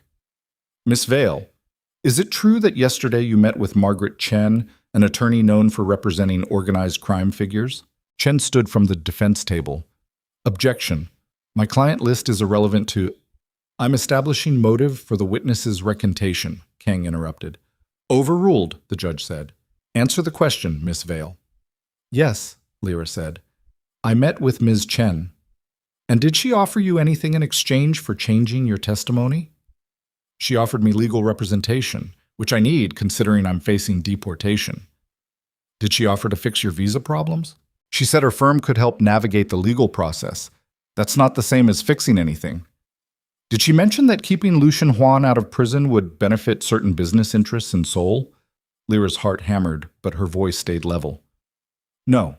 She mentioned that I had legal options I might not be aware of, that's all. Kang's expression suggested he knew she was lying, but couldn't prove it. Miss Vale, you spent 5 days living with a known criminal. You witnessed multiple acts of violence. You were present when Victor Han died. Are you really asking this court to believe you just happened to misremember crucial details? I'm asking this court to acknowledge that trauma affects memory, that being questioned for hours without legal counsel affects judgment, that I was a terrified woman trying to survive and I made mistakes. Convenient mistakes that benefit the man you claim to love. I never claimed to love him, Lyra said quietly. I said he helped me escape an abusive situation. That's not the same thing. But you did develop feelings for him. I developed gratitude, respect, maybe affection. But Director Kang, if you're asking whether those feelings would make me commit perjury, the answer is no. I'm recanting because my original testimony was inaccurate, not because I'm trying to save anyone. It was a good lie, clean, simple, wrapped in just enough truth to be believable. The judge clearly didn't believe a word of it, but that didn't matter. What mattered was reasonable doubt, and Lyra had just created enough of it to make Lucian's self-defense argument plausible. Anything else, Director? The judge asked. Kang looked like he wanted to scream. Instead, he said, No, Your Honor. Miss Vale, you're dismissed. But understand this. If I discover you've committed perjury in either your original testimony or this recantation, I will pursue charges to the fullest extent of Korean law. Do you understand? Yes, Your Honor. Then we're adjourned. I'll render my decision on Mr. Huan's bail hearing tomorrow morning. The gavel came down like a gunshot. Chen met Lyra outside the courtroom with an expression that might have been satisfaction or just professional competence. Well done, she said quietly. Did it work? The judge will grant bail. She has to now. Reasonable doubt means Lucian's not a flight risk for first-degree murder. He'll still face charges, but nothing that requires pretrial detention. And Damien? Chen's smile was cold. Damien Cross was arrested this morning. Perjury, filing false reports, obstruction of justice. His lawyer is a public defender who graduated law school 6 months ago. He's looking at 3 to 5 years. Lyra should have felt triumph, victory. The man who'd terrorized her for 2 years was finally facing consequences. Instead, she just felt empty. What happens now? She asked. Now we wait for bail to be posted. Lucien will be released by tonight. Then we begin preparing for trial. How long will that take? 8 months, maybe a year. Korean courts move slowly, but with your recantation and our resources, we'll negotiate it down to manslaughter. 5 years suspended sentence, probation, heavy fines. He'll be effectively retired from his previous business interests, but he'll be free. And me? Your visa gets sorted this week. We'll get you a student visa sponsored through your graduate program. You can stay in Korea as long as you're enrolled. Chen paused.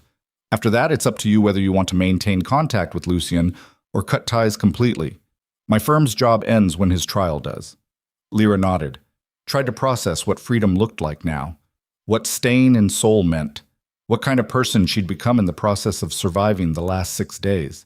Can I see him? She asked. When he gets out? That's not advisable. You're still technically witnesses in each other's cases. I don't care about advisable. Can I see him? Chen studied her, finally sighed. He'll be released from Seoul Detention Center around 8 p.m. If you happen to be in that area at that time, I couldn't stop you from a chance encounter. Thank you. Don't thank me yet, Miss Vale. You're about to discover that winning sometimes feels a lot like losing. Chen was right. Lyra spent the afternoon in her hotel room trying to figure out what she'd say to Lucian when she saw him, trying to reconcile the woman who'd grabbed a stranger in the rain with the woman who'd just committed perjury to save him, trying to decide if those were even different people anymore. At 7 p.m., she took a cab to the detention center, waited outside in the gathering darkness while Seoul moved around her, couples holding hands, families heading to dinner, normal people living normal lives that didn't involve courtrooms and criminals, and choices that stained your soul. At 8:15, the main doors opened. Lucien emerged looking like someone who'd been hollowed out and not quite refilled. He'd lost weight. The bruises had faded to greenish-yellow shadows. He wore the same clothes he'd been arrested in 5 days ago, torn, blood-stained, wrong for someone walking free. He saw her and stopped. For a long moment, they just stood there on opposite sides of the sidewalk while people streamed past. Then Lucian crossed the distance slowly, like he wasn't sure she was real. You recanted, he said. Yes. Chen told me, said you saved my life. Chen saved your life. I just stopped making it worse. That's not how she described it. Chen's a lawyer. They're professionally obligated to lie. Lucien almost smiled. It looked wrong on his face after everything. Why did you do it? Because you were right. About your mother's promise. About one person being enough. Lyra's throat was tight. And because letting you rot for 20 years felt like letting Damien win. I'm done letting him win. Damien got arrested. I know. You did that too? Chen did that. I just stopped protecting him. That's not what I heard. I heard you visited him the night before your recantation. Had a conversation that scared him badly enough to try fleeing the country. Lyra didn't respond. What did you say to him? Lucien asked quietly. The truth. That he'd taught me too well. That the victim he'd spent 2 years creating had learned to bite back. She met his eyes. And that people in your world were very interested in his cooperation with police. You threatened him. I informed him of risks he might not have considered. Lyra, don't. Her voice was sharp. Don't tell me that was wrong. Don't tell me I shouldn't have. You don't get to judge the choices I made to survive. Lucien studied her face. You're different. Everything's different. I'm sorry. For what? For being the catalyst that turned you into someone who threatens people in hotel rooms. You didn't turn me into anything. I chose this. Every step. Lyra looked away. Maybe that's what surviving in your world means. Making choices that change you until the person you were doesn't exist anymore. Or maybe it means discovering who you always were underneath the fear. Is that supposed to make me feel better? No, it's supposed to make you understand that you're not corrupted. You're just finally honest. They stood in silence for a moment. Seoul's night sounds filling the space between them. Traffic, voices, the city breathing. Chen says we shouldn't have contact, Lyra said finally. Until after your trial. Probably smart. I'm not good at smart anymore. Neither am I. Lucien looked at her like he was memorizing her face. Where are you staying? Hotel in Itaewon. You? I have a place in Gangnam. Not the penthouse. That's still a crime scene. Smaller apartment. Anonymous. The kind of place someone trying to disappear would use. Are you? Trying to disappear? I don't know yet. His voice was rough. Chen says I need to be retired from my previous business interests. That means giving up the organization, letting someone else take over, becoming a civilian. Can you do that? I've spent 15 years being what my father made me. I don't know what I am without it. He paused. But I know what I don't want to be anymore, and that's a start. Lyra wanted to touch him, wanted to close the distance and prove to herself he was real and alive and free. But something held her back. Some awareness that crossing that line now would make leaving later impossible. I should go, she said. Probably. Neither of them moved. Lucien? Yeah? I don't regret it. Any of it. Even the parts that broke me. His expression softened into something that looked almost like relief. Me neither.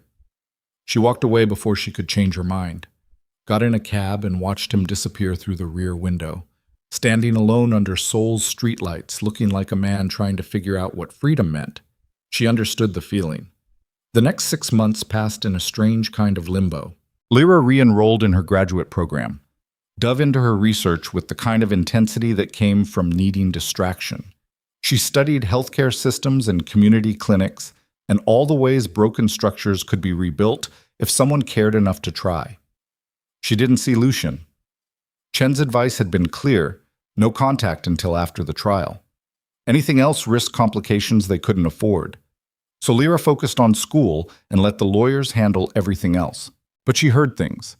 Seoul's expat community was small enough that gossip traveled. Lucien had stepped down from his organization, handed control to someone Chen's coalition had vetted and approved. He was living quietly in Gangnam. No bodyguards, no criminal enterprise, just a man with too much money and nothing to do with it. Some people said he was planning to leave Korea. Others said he was waiting for something. Lyra tried not to think about what that something might be. She saw Damien once, 3 months after his arrest. He was being transferred between facilities and their paths crossed in a courthouse hallway. He looked smaller somehow, diminished, the confidence and charm stripped away to reveal the petty cruelty underneath. He saw her and his expression twisted into something ugly. "Happy now?" he asked. "No," Lyra said honestly. "But I'm free. That's enough." He opened his mouth to respond, but guards pulled him away before he could. She watched him disappear down the corridor and felt nothing except a vague sense of closure. That chapter was over. The question was what chapter came next. The trial happened on a cold morning in November, 8 months after that night in the parking garage. 8 months of lawyers and negotiations and careful legal maneuvering. Lyra sat in the gallery wearing professional clothes that felt like armor. Lucien sat at the defense table looking composed and distant. They didn't acknowledge each other, couldn't under the circumstances. The proceedings were conducted mostly in Korean with periodic English translation. Lyra listened to Chen systematically dismantle the prosecution's case, watched Kang try to salvage something from the wreckage of his investigation, saw the judge's expression shift from skepticism to resignation as reasonable doubt piled up like snow. In the end, it took 3 hours. Manslaughter, suspended sentence, 5 years probation, community service, heavy fines that Lucian could pay without blinking. He walked out of the courtroom a free man. Kang looked like he wanted to set something on fire. Lyra waited until the courtroom emptied before approaching Chen in the hallway. "It's over?" she asked. "It's over. Lucian's legally obligated to check in with his probation officer monthly and perform 200 hours of community service annually. But yes, he's free. And me? Your visa is secure as long as you maintain student status. After graduation, you'll need to find other sponsorship, but that's years away." Chen's expression softened slightly. "You did well, Miss Vale. Most people don't survive what you survived. Fewer thrive afterward. I'm not sure I'm thriving. You're standing, you're breathing, you're moving forward. That's thriving in my world." Chen paused. "He's outside, if you want to talk to him." "Is that allowed now?" "The trial's over. You're both free to make your own choices." Chen smiled. "Though I'd advise against making any immediately. You've both been through trauma. Give yourselves time to process." "How much time?" "As long as it takes." Lyra found Lucien standing outside the courthouse steps, smoking a cigarette with the kind of intensity that suggested he'd picked up the habit recently. He saw her and stubbed it out. "Didn't know you smoked," she said. "Started in detention. Quitting now." He looked at her properly for the first time in 8 months. "You look good." "So do you." It wasn't entirely true. He looked tired, older, like the last year had aged him in ways time alone couldn't account for, but he also looked lighter somehow, less burdened. "Chen says I owe you for the suspended sentence," Lucien said. "You don't owe me anything. Your testimony made the difference." "My testimony fixed my original mistake. That's not the same as saving you." "Still." They stood in awkward silence, 8 months of distance creating a gulf neither knew how to cross. "What are you going to do now?" Lyra asked finally. "I don't know. Chen's coalition made it clear I'm retired from my previous line of work, so I need to figure out what comes next." He paused. "What about you?" "Finish my degree. Figure out what comes after. Try to remember who I was before Damien and you and all of this." "Think you can?" "No, but I can figure out who I am now. That might be enough." Lucien nodded slowly. "I've been thinking about something my mother said before she died. She told me that people aren't defined by their worst moments. They're defined by what they do after." "What are you doing after?" "Still figuring that out. But I know I can't keep living like I'm waiting for violence to find me again. That's not living. That's just surviving." "And there's a difference?" "Yeah, there is." He looked at her. "You taught me that." Lyra's throat closed up. "I didn't teach you anything. You taught me that one person can be enough reason to change everything. That helping someone doesn't make you weak, it makes you human, and that sometimes the bravest thing you can do is reach for help in the rain." "Lucien's, I'm not asking for anything," he said quietly. "I know what we did to survive broke things that maybe can't be fixed. I just wanted you to know that whatever happens next, wherever you go, whatever you become, those 5 days with you were the most honest I've been since I was 17 years old." He started to walk away. "Wait," Lyra said. He stopped. "I'm not ready," she said, "for whatever this is. I need time to figure out who I am without fear or survival or any of it. I need to be alone for a while." "I understand. But maybe," she paused, took a breath, "maybe in a year, when I've finished my degree, when you figured out what retired looks like, maybe we could get coffee, like normal people, and see if whatever this is still exists without the violence." Lucien studied her face, then slowly, carefully, he smiled. "I'd like that. No promises." "No promises," he agreed. "Just coffee. Just coffee." He left then, walking into Seoul's afternoon crowds until he disappeared. Lyra watched him go and felt something shift inside her chest. Not closure exactly, but possibility. The future was uncertain, scary, full of questions she didn't have answers to, but for the first time in longer than she could remember, it was hers. 1 year later, Lyra graduated with honors and a thesis on community healthcare reform that her advisors called groundbreaking. She'd spent 12 months buried in research, interviews, and the kind of work that made her feel like maybe she could actually make a difference. She still had nightmares sometimes, still flinched at loud noises, still carried scars from everything that happened, but she also laughed more, slept better, had friends who didn't know anything about her past except that she'd been through something difficult and survived it. On a Tuesday morning in November, exactly 1 year after Lucien's trial, she got a text from an unknown number. "Coffee?" Just that. One word. No explanation needed. She responded, "When?" "Now. If you're free. There's a place in Hongdae, the Morning Glory. Owner makes the best Americano in Seoul." Lyra smiled. The same cafe where Chen had made her offer. Coming full circle felt appropriate somehow. She got dressed, took the subway, walked into the Morning Glory expecting to feel nervous or anxious or uncertain. Instead, she just felt curious. Lucien sat at a corner table looking nothing like the crime lord who'd saved her in the rain. Casual clothes. Clean-shaven. No visible tattoos. He could have been anyone. A businessman, a teacher, just another person trying to figure out life. He stood when he saw her. "Hi," he said. "Hi. You look, He stopped, started over. "You look happy." "I am, mostly." She sat down. "You look different." "I got a job, teaching." That surprised her. "Teaching what?" "Business ethics, at a community college in Mapo. Turns out having first-hand experience with how not to run an organization makes me qualified to teach people better options." "Do your students know that I used to run a criminal enterprise?" "No, my record's clean except for the manslaughter charge.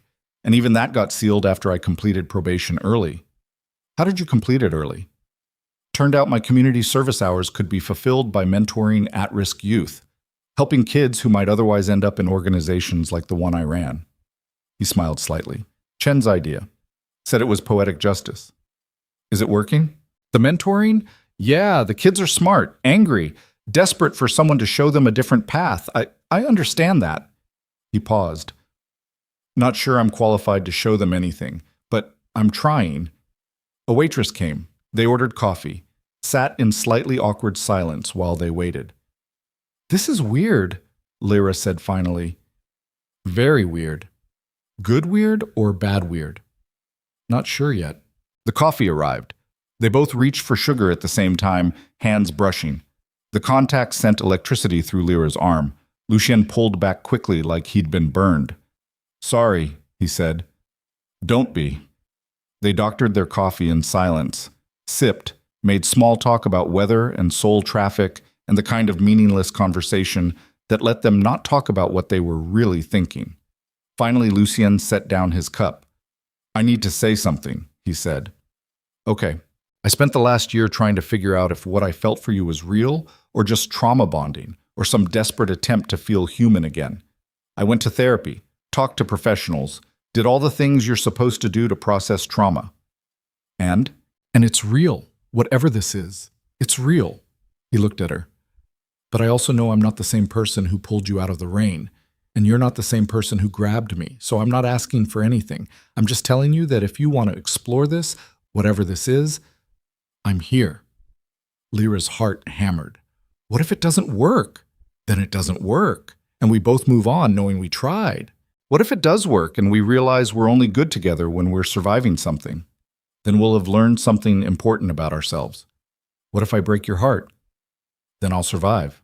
I'm good at that. He smiled. What if you don't? Lyra looked at him across the table, at the scars and the tired eyes and the man who'd spent a year becoming someone new. She thought about the woman she'd been, terrified, controlled, small, and the woman she'd become, harder, wiser, carrying damage that would never fully heal. She thought about coffee and second chances and whether two broken people could build something whole. I'm still figuring myself out, she said carefully. I'm not ready for anything serious. I might not be ready for months, maybe longer. That's fine. I have baggage, nightmares, days where I can't stand being touched. So do I. I might hurt you. You might. Lucien reached across the table, didn't touch her, just laid his hand palm up halfway between them. An offer. Or we might figure out how to help each other heal. Won't know unless we try. Lyra looked at his hand, at the scars across his knuckles, at the vulnerability in the gesture. Then she placed her hand in his. His fingers closed around hers gently, carefully, like she was something precious that might break if he held too tightly. Just coffee, she said.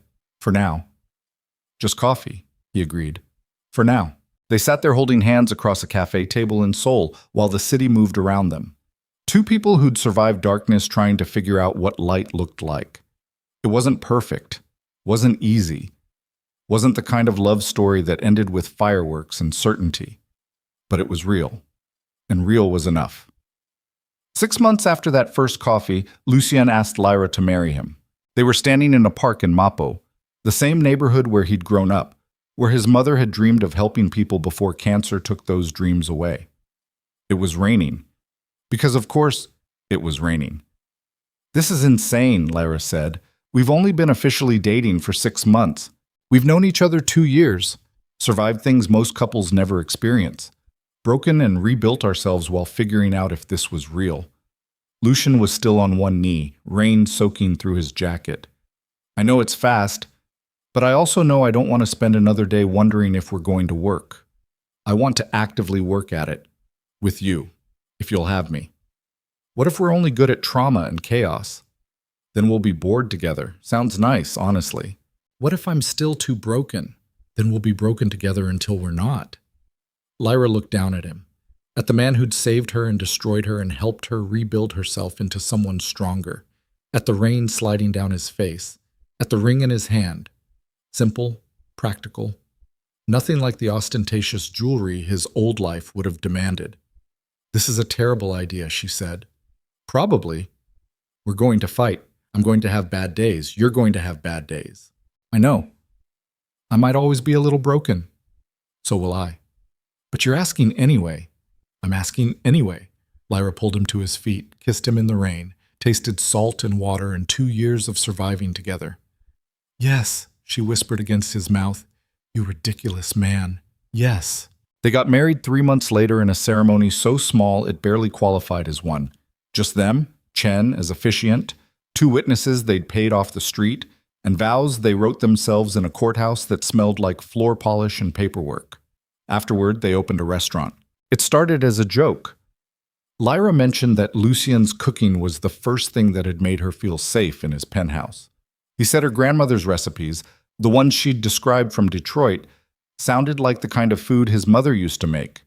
Then Chen mentioned that one of her clients owned a building in Mapo with a vacant street-level space. 6 months later, the Morning Glory opened its doors. It was small, 15 tables. A menu that blended Southern American comfort food with Korean home cooking in ways that shouldn't have worked but did. Lyra's fried chicken served over Lucien's kimchi rice, his mother's jigae recipes alongside her grandmother's collard greens, soul food that spoke multiple languages. They didn't advertise, didn't market, just opened the doors and let word spread. Within 6 months, they had a wait list. Within a year, food critics were calling it revolutionary. But that wasn't why they kept doing it. They kept doing it because every night the restaurant filled with people looking for comfort, for warmth, for the kind of food that felt like home, even if you'd never been there. They kept doing it because feeding people who needed feeding felt like keeping a promise, his mother's promise, about helping when someone reached out, about being the solid thing someone could grab onto in the storm. Lyra worked front of house, managing reservations and greeting guests and making sure everyone felt welcome. She was good at it, reading people, understanding what they needed before they knew themselves. Lucien ran the kitchen, quiet and focused, and occasionally yelling at line cooks in Korean when they fucked up his mother's recipes. He was good at it too, creating order from chaos, turning raw ingredients into something nourishing. They hired staff carefully. Former addicts trying to rebuild, ex-cons looking for second chances, immigrants struggling to find their footing. The kind of people who understood that sometimes you needed someone to believe in you before you could believe in yourself. The restaurant became more than a business. It became proof that broken people could build something beautiful if they had the time and space and support to try. 2 years after opening, Lyra finished her research fellowship and published a paper on community-based healthcare models. It got attention from policymakers and reform advocates. She started consulting with clinics throughout Seoul, helping them restructure their approach to patient care. Lucien's mentoring program expanded. He was working with 30 kids now, teaching them business skills and conflict resolution and how to recognize when someone was trying to recruit them into the life he'd escaped. 3 of his former students now worked in the Morning Glory's kitchen. They built a life, messy and imperfect and sometimes difficult, but theirs. They fought sometimes. Lyra had days where Damien's voice still echoed in her head, telling her she was weak and worthless. Lucien had nightmares about Victor and Jin Ho and all the violence he'd orchestrated before he learned there were other options. But they also laughed, danced in the empty restaurant after closing, fell asleep tangled together on their apartment couch while rain drummed against windows, built something that looked remarkably like happiness, even if neither of them fully trusted it yet. 5 years after that night in the rain, Lyra woke up to find Lucien already awake, watching her with an expression she couldn't read. "What?" she mumbled. "Nothing. Just thinking." About how I spent 15 years believing I was irredeemable, that the violence I'd done meant I'd never be anything except what my father made me. He traced a finger along her shoulder. "And then you grabbed me in the rain and refused to let me stay buried in that story. I didn't do anything. You chose to change. You gave me a reason to choose." He kissed her forehead. "I've been meaning to tell you something." "Sounds ominous." "It's not. It's just—" He paused. "I found my mother's grave last week. First time I'd visited since the funeral, put flowers on it, told her about the restaurant, about you, about the kids I'm mentoring." Lyra's throat tightened. "What did you say?" "I said I was sorry it took me so long to understand what she meant. About helping people. About that being the thing that separates humans from monsters." His voice was rough now. And I said thank you for making me promise, because that promise led me to you, and you led me to this life. And this life is the first one that's ever felt worth living. Lyra kissed him, tasted salt and realized he was crying. Or maybe she was. Hard to tell when you were this tangled together. She'd be proud of you, Lyra whispered. I hope so. I know so. The man she raised is teaching kids there's a better way. Feeding people who need feeding. Building something good from the ashes of something terrible.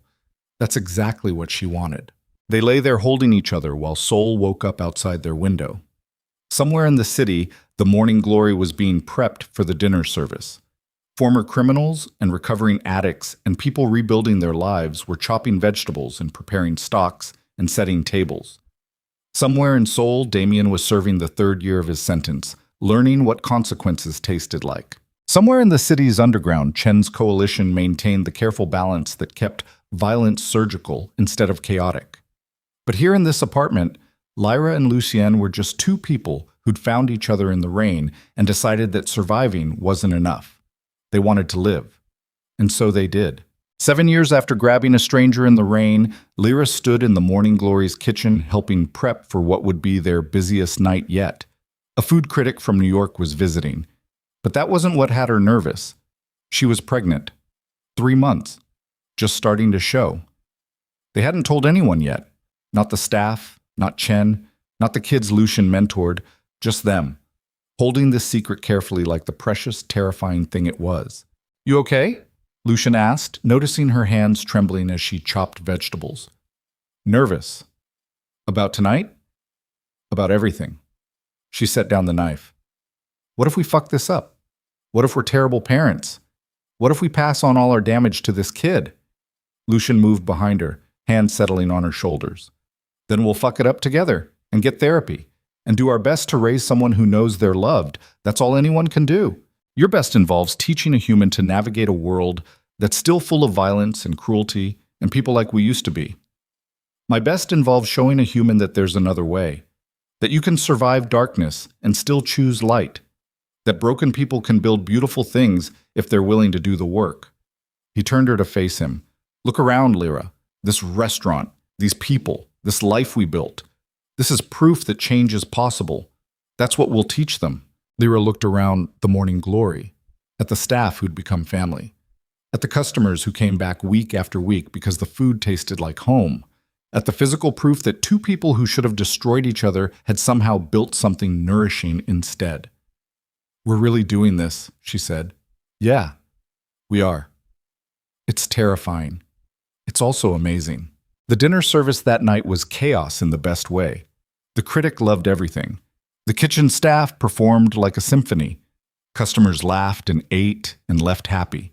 And Lyra stood in the doorway between front of house and kitchen, watching it all unfold, one hand resting on her stomach where new life was growing, and thought about promises. About the promise Lucien's mother had made him make, about helping people when they reached out, about being solid enough to be grabbed in the storm, about the promise she'd made to herself, to never be small again, to never let fear win, about the promise she and Lucien were making to the person growing inside her, to show them that survival was just the beginning, that the real work was figuring out how to live after. The restaurant closed at midnight.